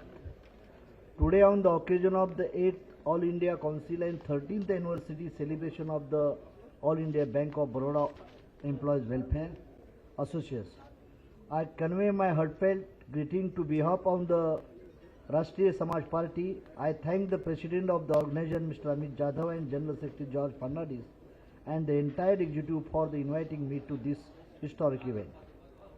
All of you have gathered here today to represent a society. Those generations have always worked with foolish honesty to build this country. Today that society is playing its role as the backbone of the basic structure of this country. This society has the power to produce thousands of grains from a single grain. This society has been a giving society. I consider this society to be a national society because nation building, society building has been the ancestral occupation of this society. But it is a matter of regret that despite its population being 54% in the whole of the India, till date in independent India, it has always had to remain in the role of the begging for its rights. Even if you look at your bank, till date, not even a single CGM has been able to become or has not been made a CGM of this national society. I was contesting the Parbhani Lok Sabha election 2024 as a candidate of Rashtriya Samaj Party. I want to share my own experience with all of you. I got a chance to meet an 80-year-old woman who lived in the neighborhood of my rival candidate, and in the past many elections she used to campaign for him as a staunch campaigner. But this time, when my rival went to her, she boldly said, "I never campaigned for you till date, you with my party colleges, and that is why I used to campaign for you. I only work for my party, Bharatiya Janata Party. For me, it matters that my party's candidate should become the Prime Minister. It does not matter who is the Prime Minister. I will work for him, and this time I will campaign for only Mahadev Jankar." Is this thinking prevalent? Is our OBC society? Please think about it. There are thousands of such examples. What is the basic reason for this? This should be a matter of the contemplation. Till when We will remain beggars. We are the son of the giving society. We are not for a begging society. There is a saying, the father whose son is worthy is respected. The father whom son is unworthy is dishonored. Our astronauts like Swami Vivekananda, Mahatma Jyotiba Phule, Narayan Guru, Shahuji Maharaj, Periyar Ramaswamy Naikar, BP Mandal, Dr. Ambedkar, Vishwanath Pratap Singh have been socially and politically pioneers. They have nurtured this country with the revolution of the thousands. Thoughts, we all have to take the responsibility of taking their legacy forward, following the principle of Rashtra hi Dev, Rashtra hi Jati, Rashtra hi Dharam hamara, Rashtra hi bane Bhashashali, ye Bhasha Sutra hamara. We have to be active towards our nation and national society through 3D, dedication, determination and devotion. साथियों, पूरे India से आए हुए आप intellectual लोग हैं, हमारे OBC समाज का ब्रेन है। हमें सोचना चाहिए कि हमारे शाहू फुले अंबेडकर का नाम हम क्यों लेते हैं। हम लोग पढ़े लिखे लोग हैं, you are the thinker, think tank, लेकिन हमारे समाज के बारे में हम सोचते नहीं। जिस समाज का दल होता है उस समाज का बल होता है। ओबीसी तुम्हारा दल न होने के कारण आप बेदखल है। ना कांग्रेस और ना बीजेपी आपका दल है, कोई दल नहीं है। टॉप प्रायोरिटी में आपका लीडर नहीं है। आप क्या सोचते हैं, मैं जनरल मैनेजर बनूंगा, मेरा बेटा डॉक्टर इंजीनियर बनूंगा और मेरा खुद का देखूंगा। मेरी आपको रिक्वेस्ट है, I am welcome to CGM to that function. साथियों, हमें अपने तय करना चाहिए। Time to welcome our General Manager, Zonal Head, Bank of Baroda, Chennai Zone, Thiru Saravana Kumar to the dais. तो साथियों, हमने सोचना चाहिए कि भाई हम ओबीसी समाज के थिंक टैंक लोग हैं। इस देश के पॉलिटिक्स में कम लोगों का राज है और ज्यादा लोगों को भीख मांगने की पोजीशन है। क्यों है? उसके लिए जिम्मेदार हम हैं। सब बैठे हुए लोग जिम्मेदार हैं। हम क्या करते हैं, हमारा भला कोई तो करेगा। फॉर एग्जाम्पल है, हमारे महाराष्ट्र के एमएलए जटार है, उसके भाई भी आए हैं ये प्रोग्राम में आए। You are stand up. तो he is working in Shiv Sena and Shiv Sena is always the opposite to OBC reservation. This is the example doctor MLA Balaji. हम क्या करते हैं कि जिस दल में काम करते हैं या अपोज दल में हम काम करते हैं, तो हमारा भला कौन करेगा। मैं मिनिस्टर था, I am belongs to OBC shepherd community, लेकिन जब कैबिनेट मिनिस्टर था मैंने सर्च किया बालाजी कि I want the secretary belongs to OBC. No, OBC का मुझे आईएएस नहीं मिला, मुझे ओबीसी का आईएएस ऑफिसर। मेरे हाथ में 9 आईएएस ऑफिसर काम करते थे, उसमें एक भी ओबीसी नहीं था। तो कौन भला करेगा तुम्हारा? तुम खाली ट्रांसफर की बात करेगा, तुम खाली मेरे लड़के और लड़की की बात करेंगे, आपका भला कौन करेगा? तो I am requested to you, मैं तो खुद ने पार्टी बनाई है। इस देश का प्रधानमंत्री एक दिन बन के आऊंगा और करुणानिधि और फडणवीस साहब के साथ रहूंगा। मैं आज आया हूं, खुद के पार्टी का मैं एमएलए हूं। I am the founder president of that party. Align party अलग कोई भी होगी। अगली बार राहुल गांधी के साथ भी अलायंस हो सकता है, अगली बार अभी मोदी के साथ मेरा अलायंस है, लेकिन वहां जाऊंगा तो मैं बॉर्न इन ओबीसी की बात करूंगा। पार्लियामेंट में मैं ओबीसी की बात करूंगा। मैं एनडीए घटक दल का लीडर हूं। करुणानिधि दी पहली मीटिंग हमारी मोदी साहब के साथ हुई, तो मोदी को क्वेश्चन मैंने ही किया था, साहब आप you are belongs to OBC, SC/ST को कॉन्स्टिट्यूशनल अमेंडमेंट है तिरुपालम जी, लेकिन ओबीसी के लिए नहीं। आप तो ओबीसी के प्राइम मिनिस्टर है, वो मिलना चाहिए। तो मुझे सपोर्ट अपना दल की अनुप्रिया पटेल ने किया था, मुझे सपोर्ट रामविलास पासवान ने किया था, मेरे पीछे खड़े रह गए। साथियों, मेरे पीछे रामदास आठवले खड़े हुए। मैंने बोला मैं कुछ मांगने के लिए आया हूं, मेरे आगे भी कोई नहीं और पीछे भी कोई नहीं, रोने वाला कोई नहीं मेरे लिए, ये देश ही मेरे लिए है। तो मैंने सोच के चला। तो बाद में ओबीसी को कॉन्स्टिट्यूशन अमेंडमेंट हो गया करुणानिधि साहब, हमारी डिमांड है, रिजर्वेशन भीख नहीं है, this is the representative act है, हमें हक है। हमारा शेयर क्यों नहीं मिला? मीडिया में हमारे कितने लोग हैं? मैं तमिलनाडु गवर्नमेंट का सम्मान करना चाहता हूँ, यहाँ का चीफ मिनिस्टर भी ओबीसी है और अपोजिट लीडर भी ओबीसी है, इसीलिए आपका हित ज्यादा। नॉर्थ इंडिया में एमपी साहब ये नहीं है, नॉर्थ इंडिया में बात अलग है, शाहू फुले अम्बेडकर हम बात करते, लेकिन हमारा राज नहीं है, वी आर द बेगर्स। तो मैं समाज को एक बताना चाहता हूँ, ओबीसी के लोगों को, दलित के लोग को थोड़ा ठीक है, वो तो अच्छे चल रहे हैं, लेकिन हम सपोर्ट नहीं कर रहे। हम ना आगे है ना पीछे है, इन बिटवीन है, योर सैंडविच है, इस बार सैंडविच है। OBC sandwich, no judiciary, no media, no corporate, corporate में जीरो है तुम।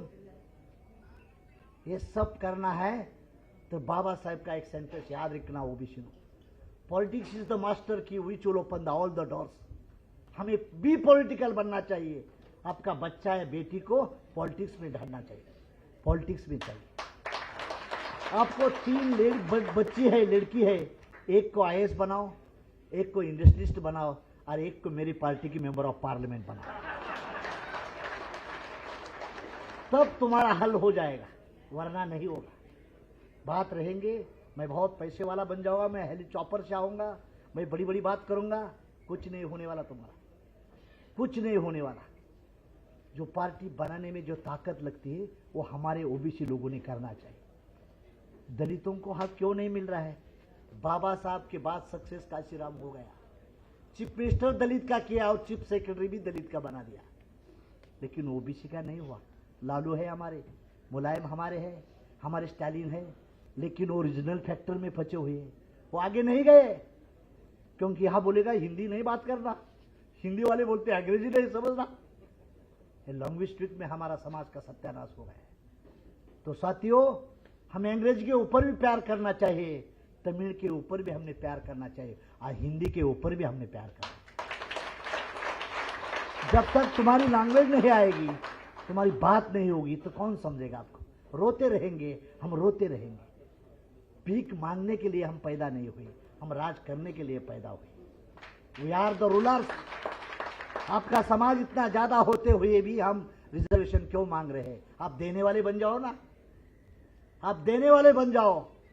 देने वाले बनने के लिए क्या बनना पड़ेगा?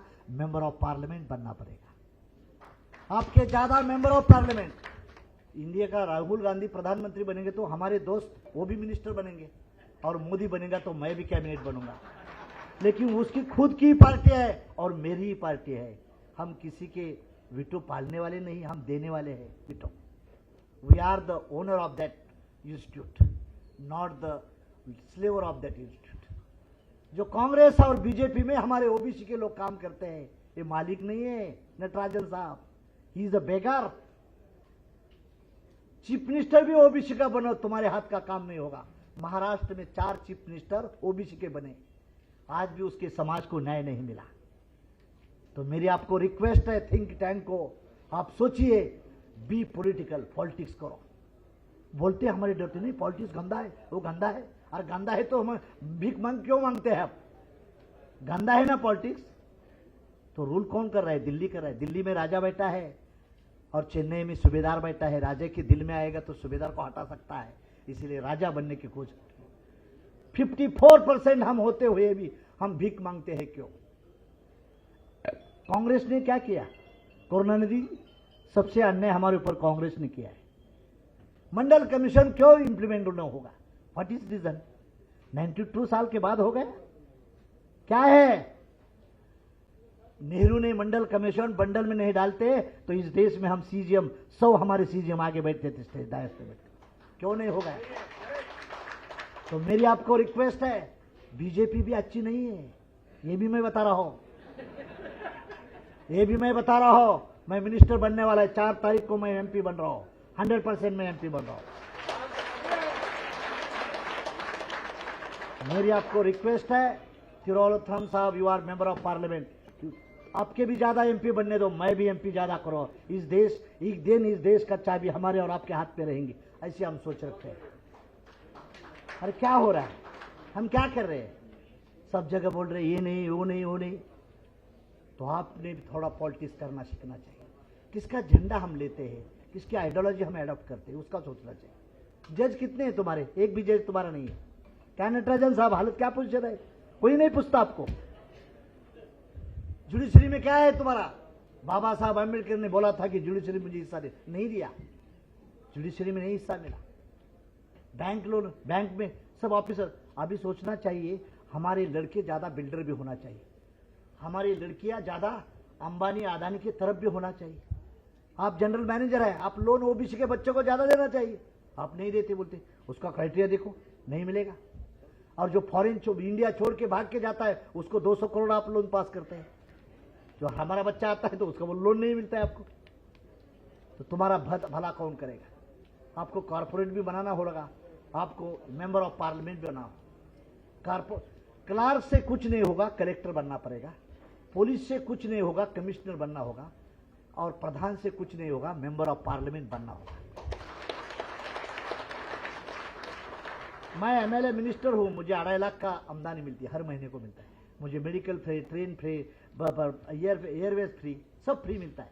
मेरी शादी नहीं हुई, मैंने किया भी नहीं, तो मेरे औरत को भी, बच्चे को भी सब फ्री मिलता है, इलाज मिलता है। ये क्या है? आप सोचना चाहिए। सबसे मंदिर अच्छा कौन सा है? तो दिल्ली का पार्लियामेंट है। समाज का हित का वहां रूल वहां बनता है, वहां हमारे लोगों ने जाना चाहिए। ज्यादा लोग चाहिए पार्लियामेंट में, हम जाए। चलो ठीक है, इंडिया के साथ वो रहेगा और मैं इंडिया के साथ रहूं। जब हमारी समाज की बात आएगा दोनों भी हैंड रेज करेंगे। P Wilson member of parliament है राज्यसभा का, बहुत अच्छा हमारा दोस्त है और ओबीसी के बारे में डिबेटिंग बहुत अच्छा करता है। पी विल्सन स्टालिन का राज्यसभा मेंबर है, हमें मालूम नहीं क्या? अपना दल की अनुप्रिया पटेल है, वो भी बात अच्छी करती है। और जब हम पार्लियामेंट में रहेंगे तो ये जो कांग्रेस के अलायंस रहेगा और मैं बीजेपी का, लेकिन दोनों भी हम क्या करेंगे? हैंड रेज करेंगे। समाज की बात आए,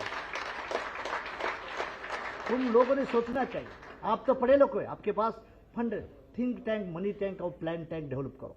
plan tank, think tank, money tank और प्लान टैंक। प्लान मेरी समाज को आगे लेने के लिए प्लान क्या बनाना चाहिए? थिंक करना चाहिए, इस देश के ऊपर राज कैसा करना है। इस देश के ऊपर हमें राज करना है। जब आप राजा नहीं बनेंगे तब तक तुम भीख मांगते रहेंगे। राजा बनने की कोशिश करो। तो मैं जॉर्ज फर्नांडिस का अभिनंदन करना चाहता हूँ। आपने बहुत अच्छा, हर स्टेट के सूबेदार लोग आए हैं, बहुत अच्छे लोग हैं, उसको बोलने का मौका मुझे मिला, आपने दे दिया। मैं आपका कांग्रेचुलेशन करता हूँ। और जी करुणानिधि, हम जब दिल्ली में जा रहे हैं तो हम आपको रिक्वेस्ट करते हैं कि ओबीसी के बारे में जो जो करना है वो बताओ, हम करके दिखाएंगे, वरना हम उसके साथ नहीं रहेंगे। करके दिखाएंगे, जिसके साथ हम रहेंगे। हमारे बिगाड़ गवर्नमेंट नहीं बनेगी, हमारे पार्टी के बिगाड़ गवर्नमेंट नहीं बनेगी। दावे के साथ मैं बताना चाहता हूँ, आने वाले महाराष्ट्र के असेंबली के इलेक्शन महादेव जानकर रहेगा तब चीफ मिनिस्टर बनेगा। महादेव जानकर नहीं रहेगा तो चीफ मिनिस्टर नहीं बनने दूंगा। और आने वाले 10 साल के अंदर दिल्ली में ही मुझे यही राजनीति करना है। मेरा सरकार बनो या न बनो, हमारी पार्टी के बिगड़ गवर्नमेंट नहीं बनेगी। तब जी करुणानिधि तुम एंट्री करना और उसको ब्लैकमेल करने की कोशिश करना। आप ब्लैकमेल करने की कोशिश करना। तुम्हारी ओबीसी की जो जो रिक्वायरमेंट बची हुई है, बाबा साहब आम्बेडकर के हाथ से जो जो बचा हुआ है वो करके दिखाएंगे, जाएंगे, वरना हम नहीं मरेंगे, वरना हम नहीं छोड़ेंगे। यही के साथ मैं आपको रिक्वेस्ट करना चाहता हूँ, be political. Thanks lot, thanks lot, thanks.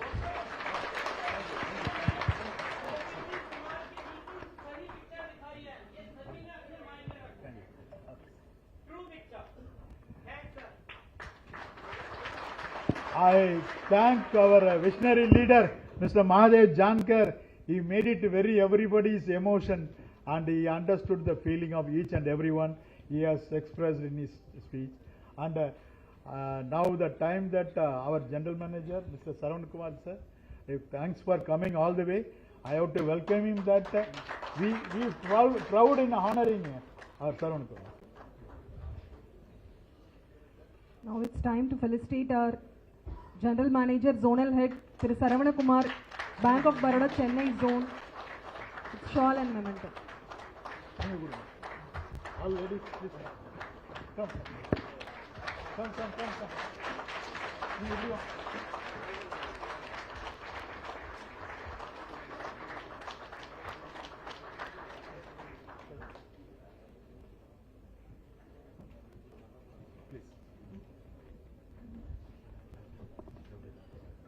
I request our General Managers, Mr. Saran Kumar sir, to say a few words. Thank you. Good afternoon to all. Sri George Fernandez, General Secretary, Mr. Amit Jadhav, President, Sri Karunanidhi, General Secretary, All India OBC Employees Federation, Sri Mahadev Jankar, MLC and former Minister of Maharashtra, Sri Tol Tirumavalavan, Member of Parliament, and Sri Akisagar, National President, and Mr. R. Natarajan, Senior Advocate, and all other delegates and these authorities on the dais, off the dais. I am really delightful to see such a huge gathering. Almost the hall is full. So thanks for such a arrangement by the All India Bank of Baroda OBC Employees Association. So I am also really happy and proud to be part of this OBC and given me a chance to address. So as far as Bank of Baroda Chennai zone is concerned, we are always having a good liaison with all the unions and association and welfare association, whether it is a SCST association, OBC and the unions and officer association. We are understanding each other, employees' sentiment, and accordingly we are acting. And a regular interval we are meeting in a structured meeting wherein we are understanding the expectation and we are trying to fulfill so that it will be beneficial to each one of them. And also recently, as per the expectation of the OBC Welfare Association, we have started giving a training program and other measures so that it will be beneficial for the members. So on this occasion, I will not take much time because scheduled speakers are there. So I only wish each one all the best, and I wish everyone all the success for this event you are conducting today. Thank you very much. Thank you. Want to stay? Okay, thank you.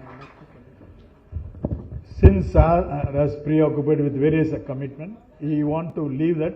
On behalf of all of you, I thank one and all. I convey my sincere thanks to our GM sir for participating and conveying wishes, sir. Thank you, sir. Please. I don't want to make added phrase. The roaring lion. All these 5 years you might have watched in his speech that in Tamil what do you say? Puri Parakum. That Harima mean lion is a Tiruma. I request our Tirumaji to speak. Before that, our friend Mr. Kribakaran want to honor this one. Please come quick. Please. Sir, about 2 minutes. They want to honor you. What was late?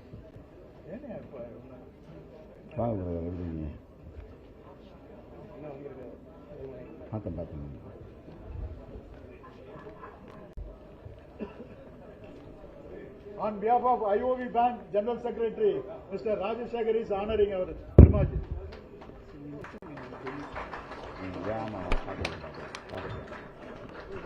Mr. Anbu Kumar, ICF General Secretary is honoring. அண்ணன் எழுச்சி திருமா அண்ணன் அவர்களுக்கு ICF OPS சார்பாக எங்களுடைய வாழ்த்துக்களை தெரிவிக்கின்றோம்.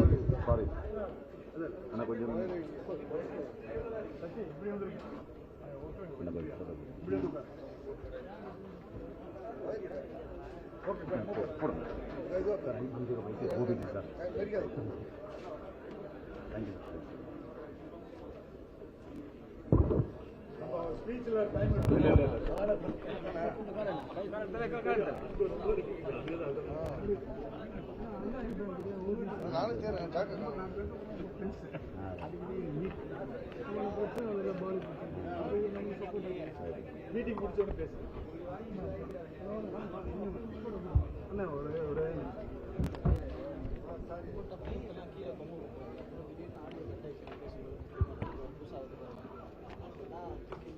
You can clap, yeah? This is a sign of ideology. Dr Ambedkar, Periyar, and Karl Marx. We are donating this to our great leader, revolutionary.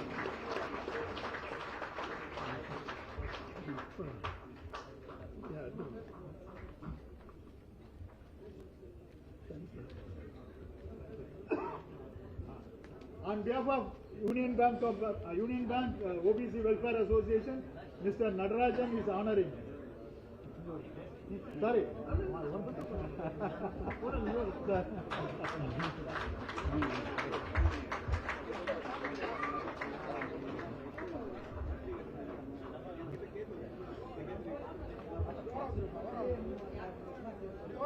Anybody want to finish it up? Don't disturb in between.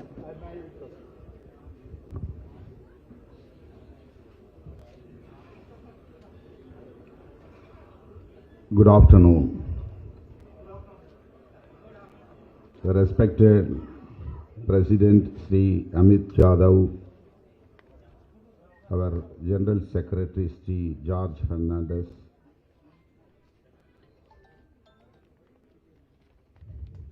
our beloved brother Sri G. Karunanidhi,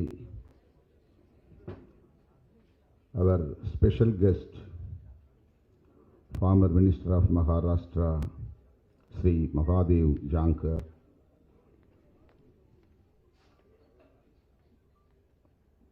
our beloved brother, Member of Legislative Assembly, Deputy General Secretary of VCK, S.S. Balaji, National President, Rashtriya Samaj Employees Federation, Sri S.L. Akisakar, my beloved elder brother, Senior Advocate Sri R. Natarajan, our General Manager Sri Saravana Kumar, and Association Treasurer Sri Jayakumar, and all the dignitaries in the dais.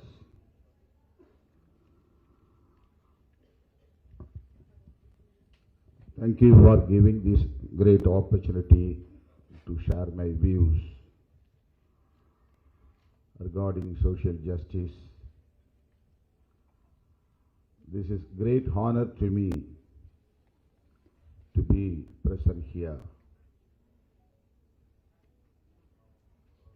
delivering my speech on this great occasion of 8th conference of this association, All India Conference, and 30th year celebration. Actually, I have given my consent to participate in this event before I got another invitation to attend an important event in Dubai. He is my close friend. He is opening a star hotel in Dubai. So he is giving more pressure to me to attend that event. But finally I convinced him, no, it is very important event. OBC Association, 8th All India Conference, 30th year celebration. I feel this is great honor to me. I have to be attend in this historical event. I convinced him. Yesterday night only he agreed. Then I cancelled my trip. So I feel proud to be here with your great honoring. Everyone spoke well here about our social justice. We born in this society unfortunately, in this discriminatory society.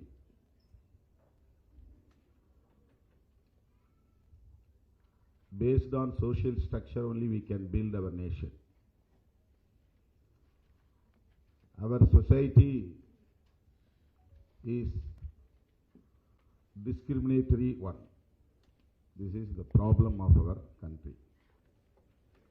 Discrimination and victimization.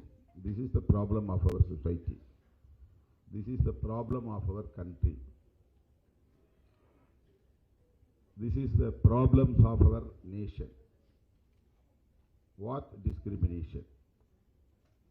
What kind of victimization we are facing every day? We should know about this.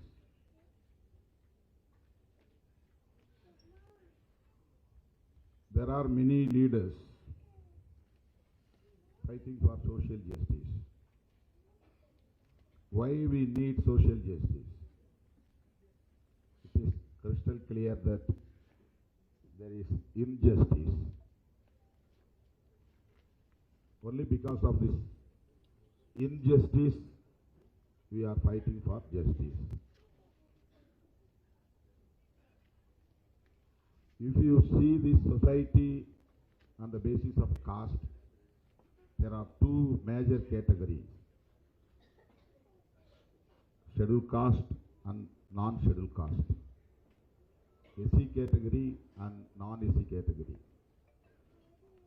If you see this society on the basis of religion, you can see there are two categories of society in our nation, that Hindu, non-Hindus. There are two major categories, Hindu and non-Hindu. If you see this society, if you see our society on the basis of social justice, there are three major categories. There are three major categories. If you see this society on the basis of social justice, there are three major categories: forward classes or forward communities, OBC, other backward classes, and SC/ST.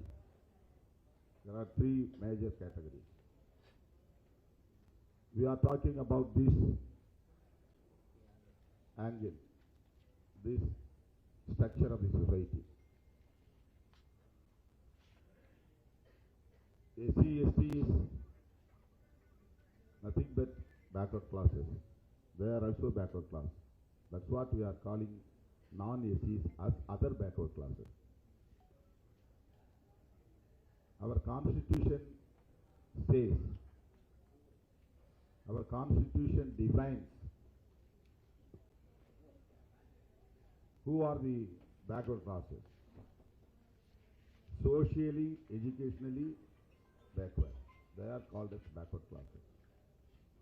So scheduled caste and scheduled tribes are really, originally backward classes. Socially, educationally backward people are really, originally backward classes. So that we are calling non-SC as other backward classes.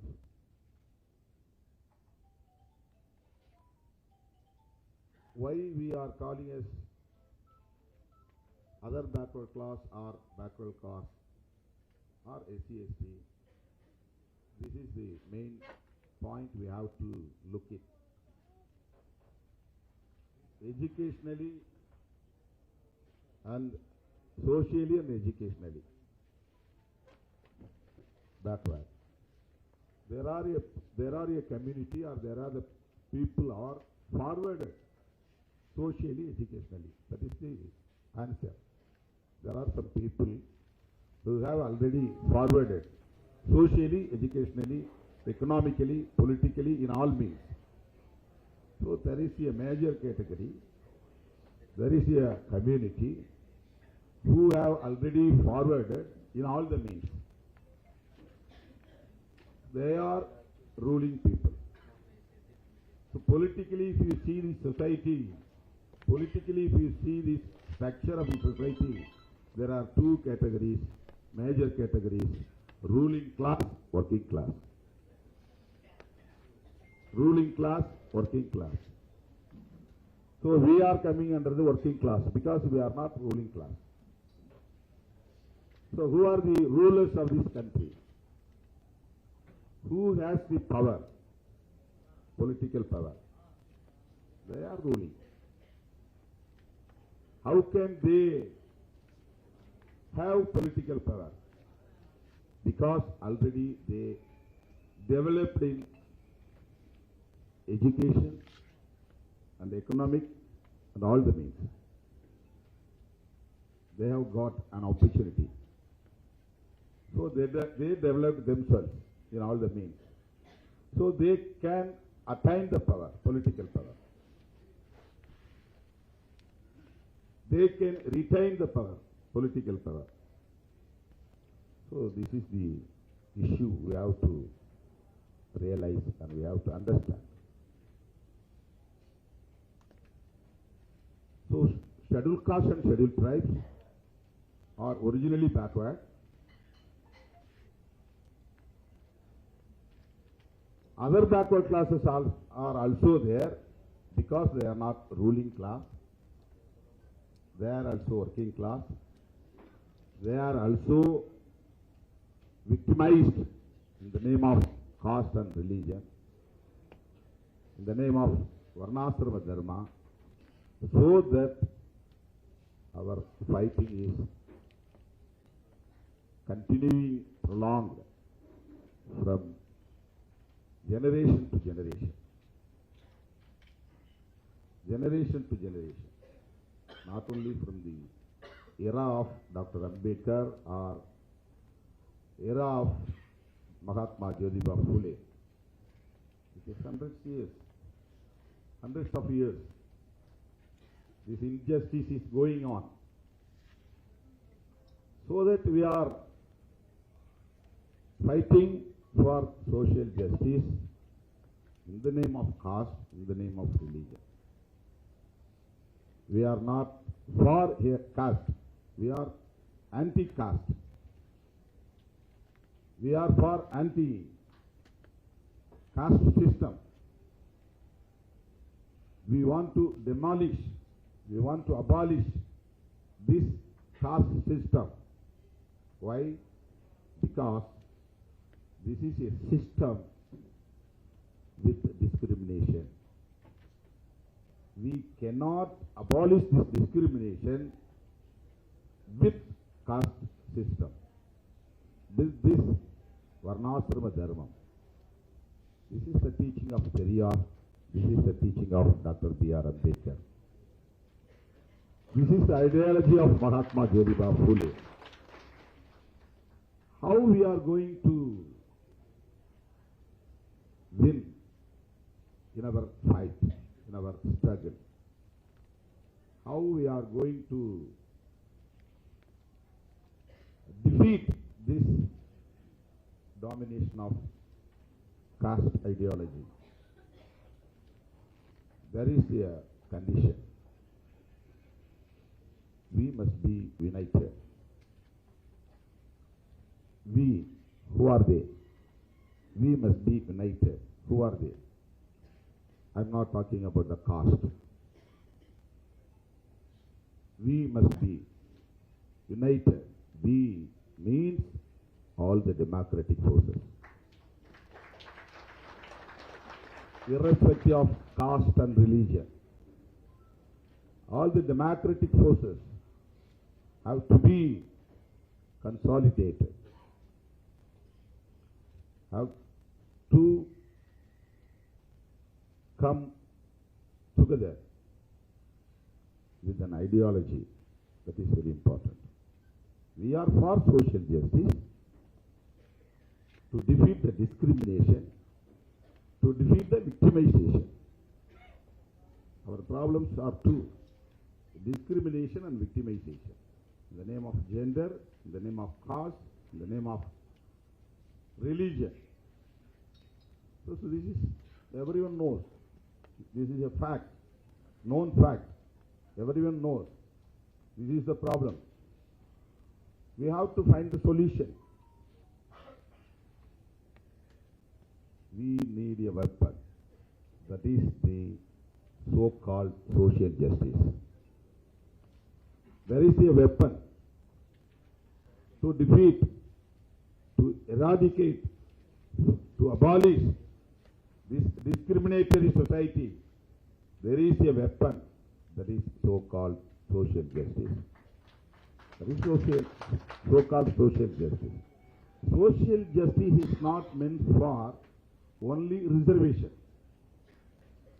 It is an ideology. It is not for numerical based reservation. Reservation in education, reservation in employment, these are all strategies to implement the social justice. Social justice is a philosophy, is a strategy. It's an ideology, not strategy, ideology. Reservation in education, reservation in employment, both of them are ideology, strategies. These are the strategies. How to implement the social justice. Empowering the people who are not getting education, employment. In the name of caste and religion, yes together. Though the people who are marginalized have to be empowered. It is acceptable one. Everyone should accept. The people who are not getting education, not having opportunity to get employment, they must have to be empowered. So empowering women, empowering Dalit, empowering OBC. So empowerment of marginalized sections. We need social justice.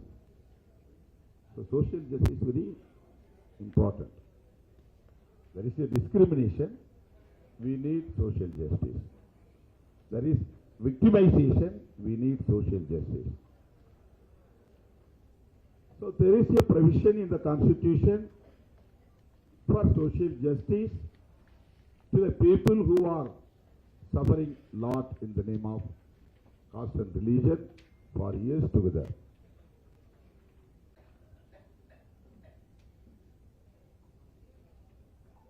Constitutional protection is very important for social justice. But the people who are not agree with this ideology are very focused to dilute social justice. How they are diluting the social justice? They introduced creamy layer system. This is one of the way to dilute the social justice. There is no constitutional provision for creamy layer. Why they introduced creamy layer?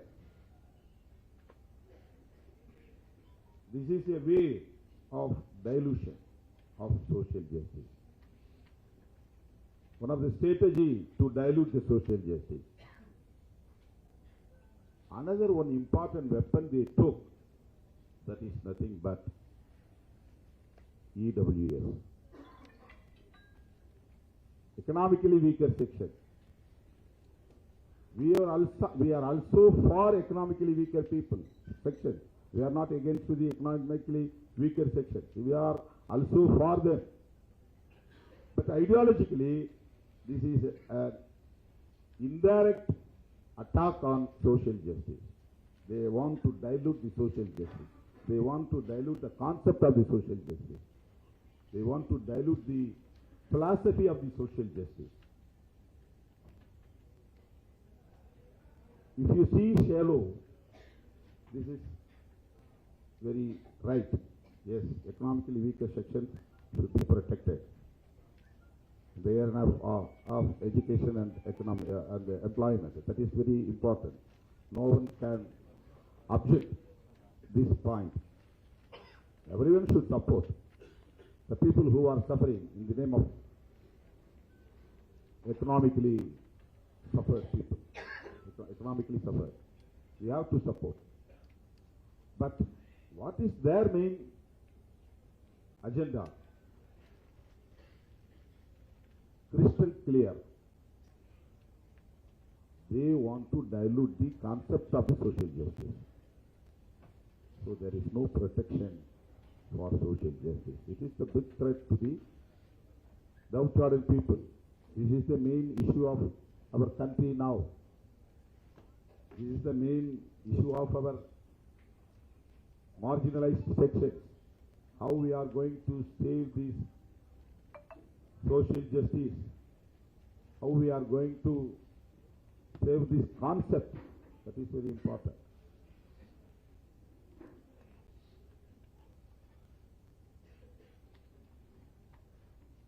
Dr BR Ambedkar is an icon of social justice. After that, Sri Kanshiram Ji, follower of Dr. Ambedkar, was an icon of social justice. I would like to emphasize very important point that we have to thank, we have to remember the contribution of Sri Kanshiram Ji and Mandal, BP Mandal. After Mandal only, OBC people got this opportunity. So every OBC people, everyone from the OBC community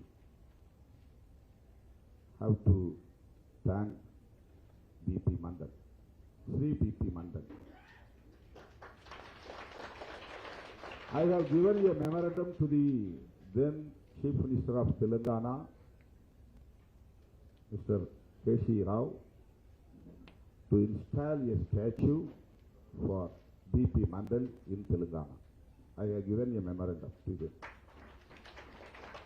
After that, I have given a letter to the Honorable Chief Minister of Tamil Nadu, Sri M.K. Stalin, to install a statue for BP Mandal in Tamil Nadu. I have given the letter. Then only I can say that our Honorable CM installed a statue for our savior of social justice, the then Prime Minister, Sri V.P. Singh, here in the campus of Presidency College.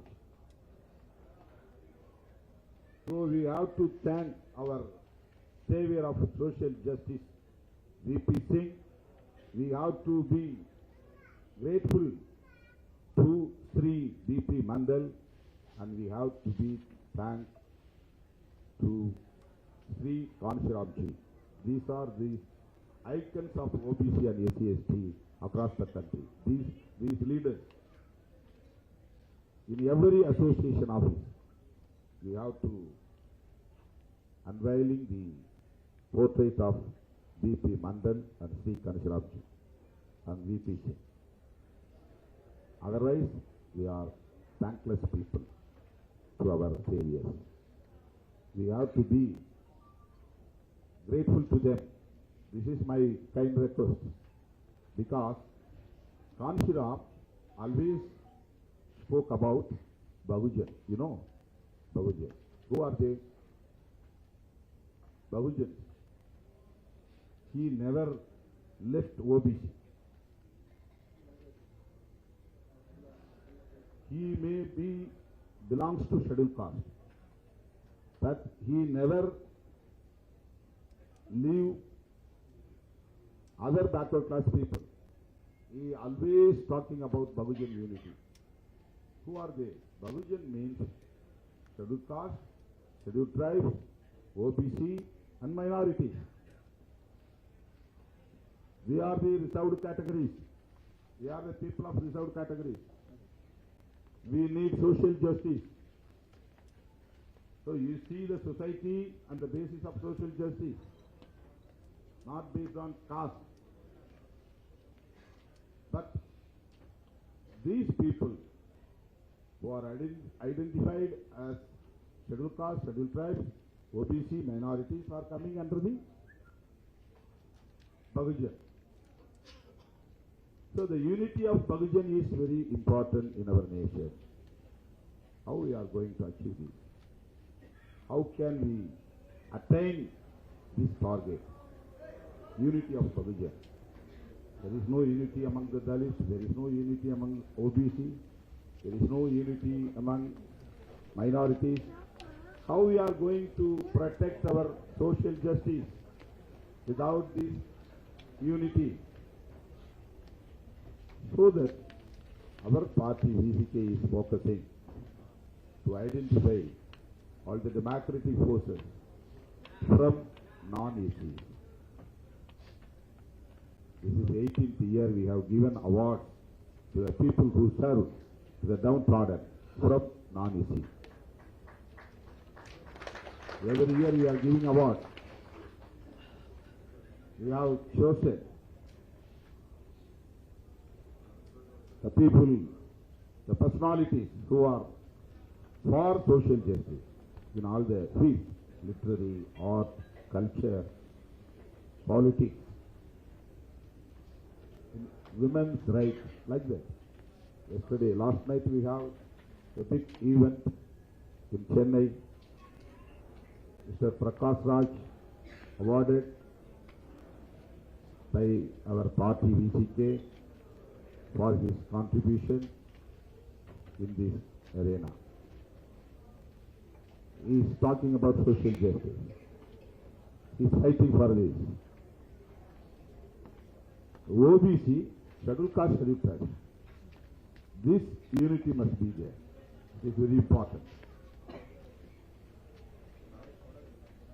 In the public sectors, in government sectors, there are many associations, welfare associations, OBC associations, scheduled caste associations.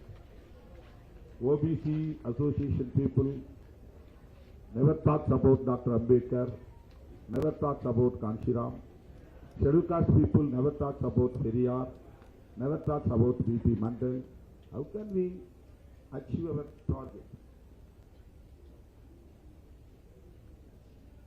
I would like to appreciate your vision. You are always putting Periyar, Ambedkar, Mahatma Jyotiba Phule. This is very important. These icons are very essential. Very essential. So we are fighting for social justice because we are fighting against discrimination, because we need equality among the society. So we are for equality. So our preamble of the Constitution, our Constitution have a preamble. In this preamble, the revolutionary leader Baba Sahib Dr. BR Ambedkar explained that what we are going to build, what kind of nation we are going to build. Already we have a nation. Then why we have to build a new nation? Already we have a nation that is discriminatory. So we need to demolish that discriminatory nation. We have to build a new nation that is based on equality. So liberty, justice, liberty, equality and fraternity. These four pillars are basis of the democracy, basic structure of the democracy.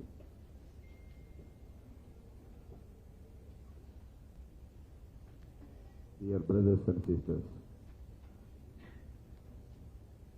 we forget all the differences among us. We should forget all the differences in the name of caste and religion.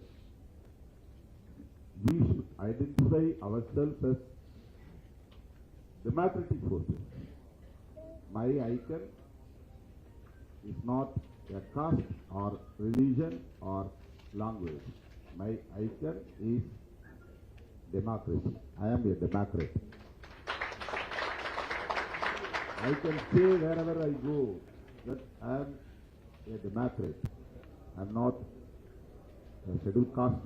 I am not a Dalit. I am not a Tamilian. I am not a Hindu. I am not a Sikh. I am a Democrat. This is a real icon. So each and everyone should identify ourselves that we are democracy. We are democracy. We are for democracy. We are for equality. We are for social justice. Our brother Mahadev Jangar spoke well about his stand, why he is with BJP and other leaders. These are all things in the politics. It will happen. Today he may be with BJP, tomorrow he may not be with BJP. He may come out. That is not a problem. But he is very staunch in his stand that he is for social justice. So I see that he is a Democrat. He is my brother. He is a Democrat. I am a Democrat. We both will fight for social justice.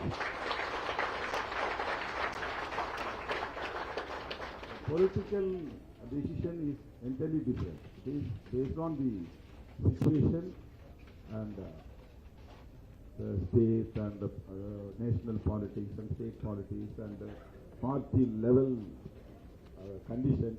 These are all the things to take a decision about political decision.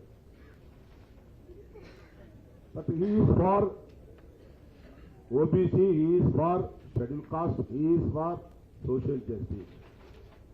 Finally, he is for constitutional values. That is very important. So, I would like to emphasize we have to fight for social justice, for equality. We have to protect our constitution. It is very important. We must be rulers in the future. We must be rulers.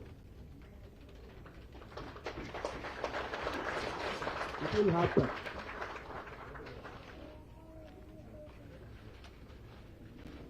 We have to politicize the people. That is very important. This is the kind of politicization. We have to politicize the people.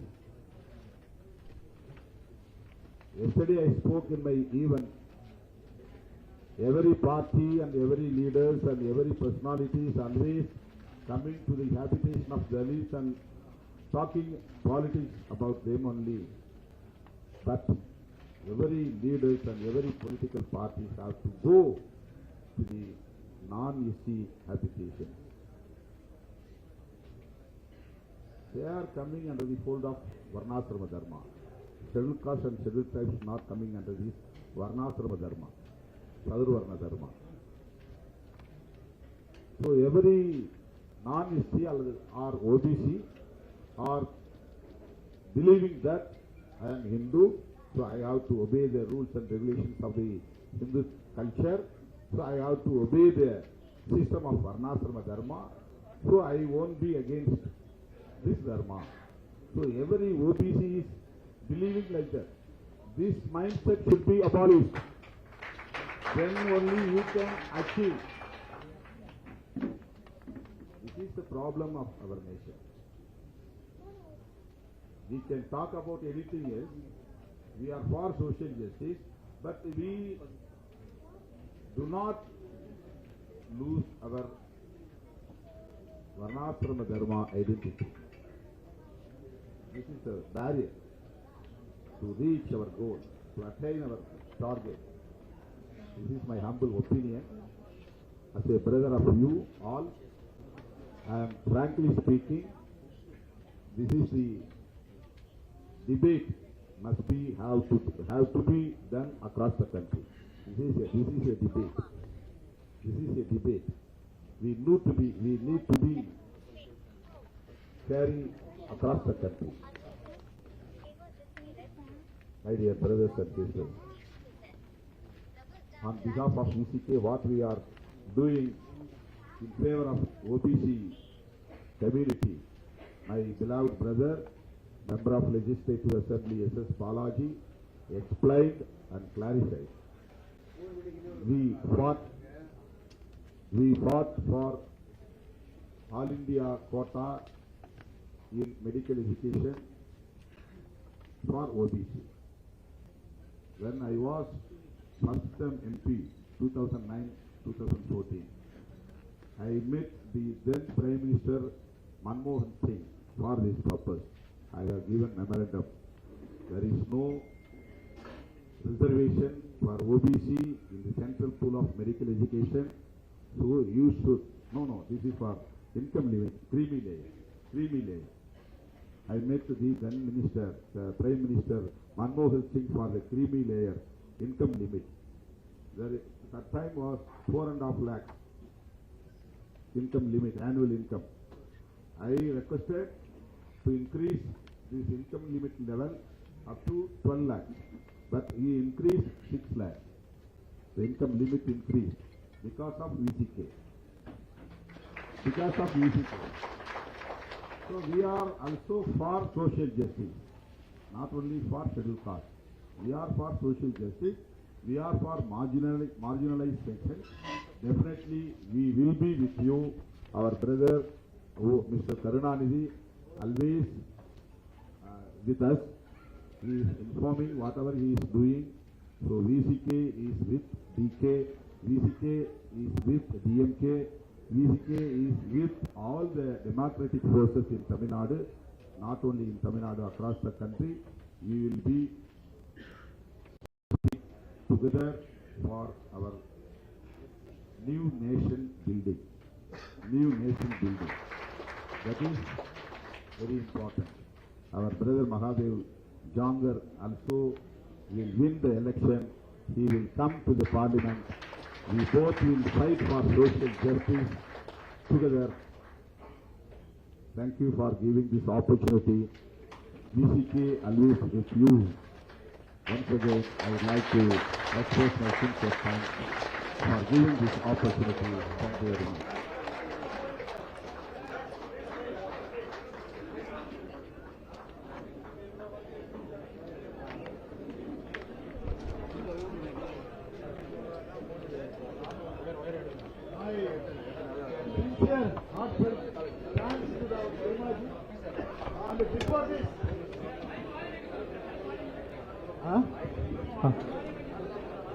Friends, this is our occasion for the 30th year celebration. Those who have contributed for all the 30 years, I want to honor all the donors.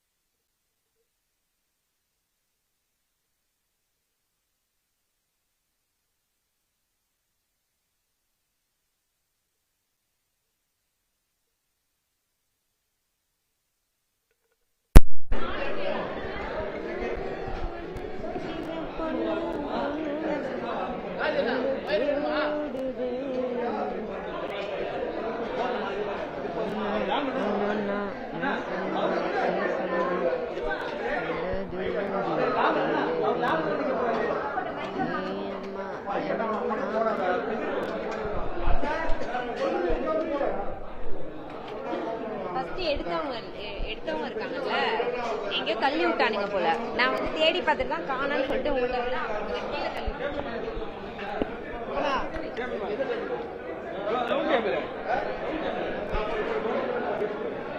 இத்தனைக்கும் நான் நல்லா இப்படி சுத்தி தான் போட்டிருந்தேன்.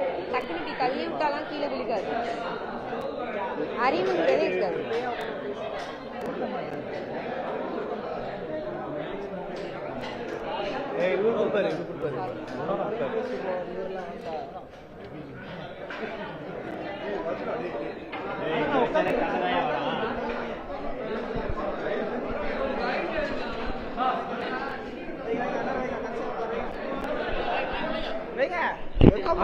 Hello, எங்களுக்கெல்லாம் logo தெரிய வேணாம்ப்பா. எங்களுக்கு ஆடியோ இருந்தா போதும்.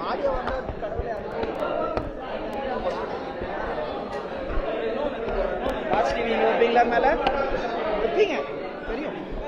உங்களுக்கு எல்லா அதிகாரமும் உண்டு. கேமராமேன் பார்க்கல. ஐயோ, நல்லா கேமராமேன் பார்க்கல. நேரத்துக்கு அவன் தான் உள்ள எடுத்திருப்பாரு.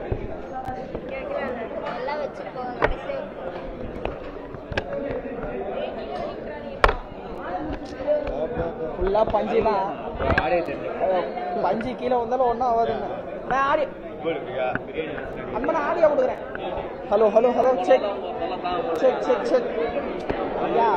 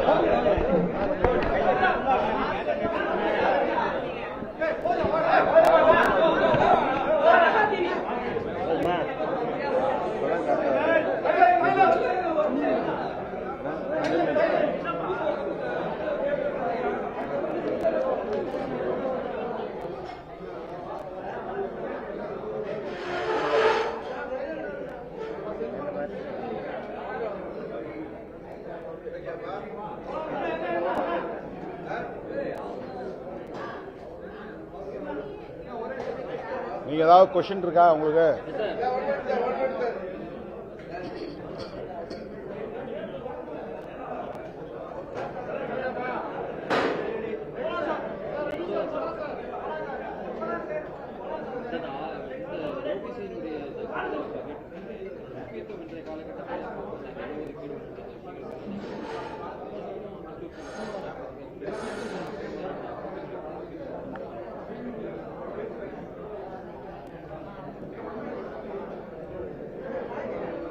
பேங்க் ஆஃப் பரோடா வங்கியின் ஓபிசி நலச்சங்கத்தின் சார்பில் அகில இந்திய 8வது மாநாடு இன்று நடைபெற்றுக் கொண்டிருக்கிறது. 30வது ஆண்டு விழாவும் நடைபெற்றுக் கொண்டிருக்கிறது. இந்த விழாவிலே பங்கேற்கிற வாய்ப்பு கிடைத்தது.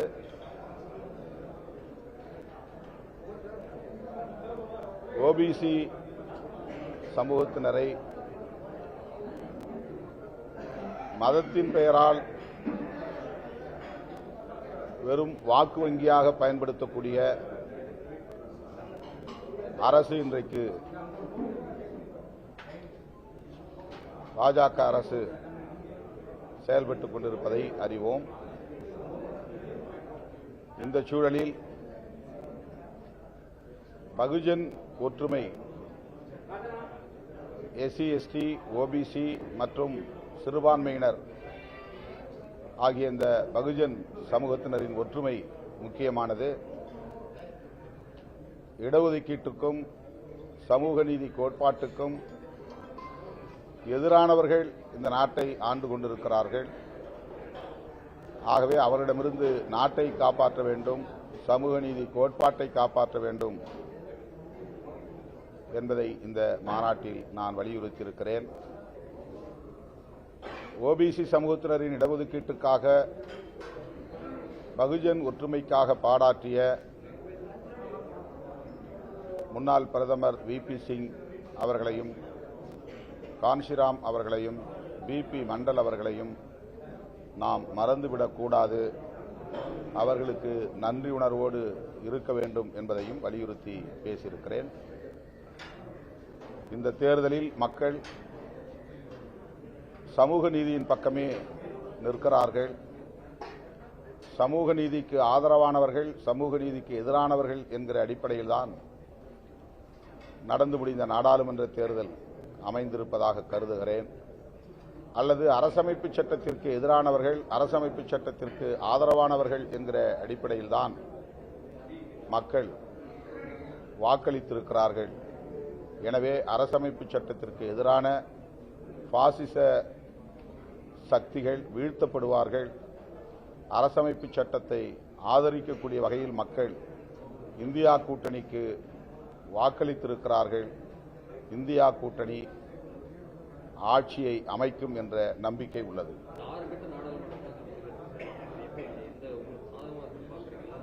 ஒவ்வொரு கட்ட தேர்தலின் போதும் நம்முடைய பிரதமர் ஆற்றுகிற உரை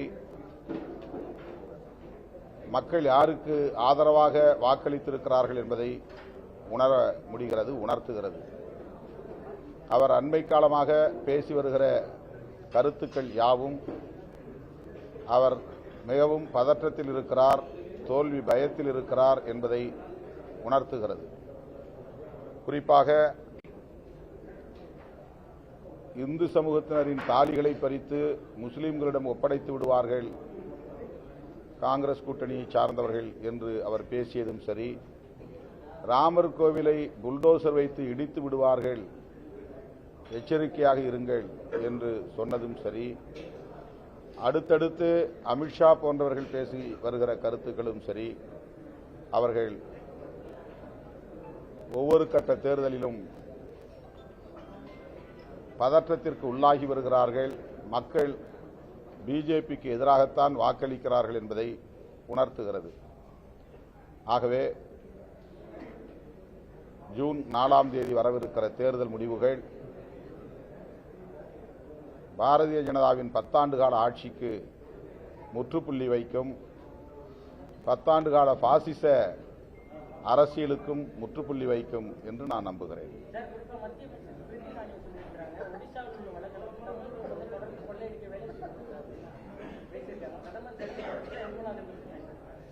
மதவாதத்தை பேசி அவர்களால் மக்களிடத்திலே ஆதரவை பெற முடியாத நிலையில் இப்போது இனவாதத்தை உயர்த்தி பிடிக்கிறார்கள். ஒடிசா மாநிலத்தில் அவர்கள் பேசுகிற இனவாத அரசியல் எடுபடாது. நவீன் பட்நாயக் அவர்களுக்கு ஆதரவாக இருப்பதைப் போல நடித்துக் கொண்டே அவருக்கு எதிரான ஒரு அரசியல்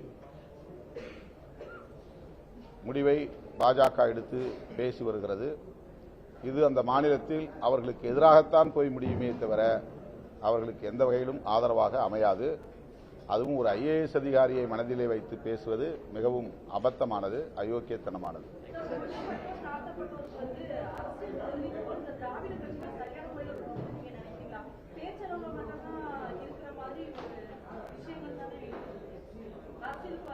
ஏதாவது நீங்க குறிப்பா கேளுங்க, வேகா கேட்காதீங்க. எதையாவது சொல்லி கேளுங்க, ஏதாவது சொல்லி இந்த ஒரு ஈவெண்ட்டை சொல்லி கேளுங்க. பொத்தாம் பொதுவா திராவிட கட்சிகள் இப்படி இருக்கா அப்படின்னு கேட்கக்கூடாது.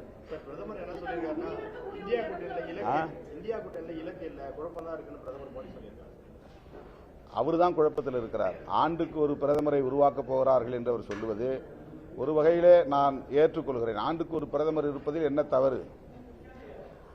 இந்தியா கூட்டணி கட்சிகள் ஒருங்கிணைந்த கருத்தோடு, ஒருமித்த கருத்தோடு ஆண்டுக்கு ஒரு பிரதமரை வைத்தாலும் ஆட்சி நிர்வாகம் உறுதியாக இருக்கும், அதாவது கட்டுக்கோப்பாக இருக்கும். அது இன்னும் ரொம்ப டெமோக்ராட்டிக்கான ஒரு அப்ரோச் தான். ஆண்டுக்கு ஒரு பிரதமர் வருவதில் தவறே இல்லை. அப்படி வந்தால் அதை வரவேற்கவும் அதை அங்கீகரிக்கவும் நாங்கள் தயாராக இருக்கிறோம்.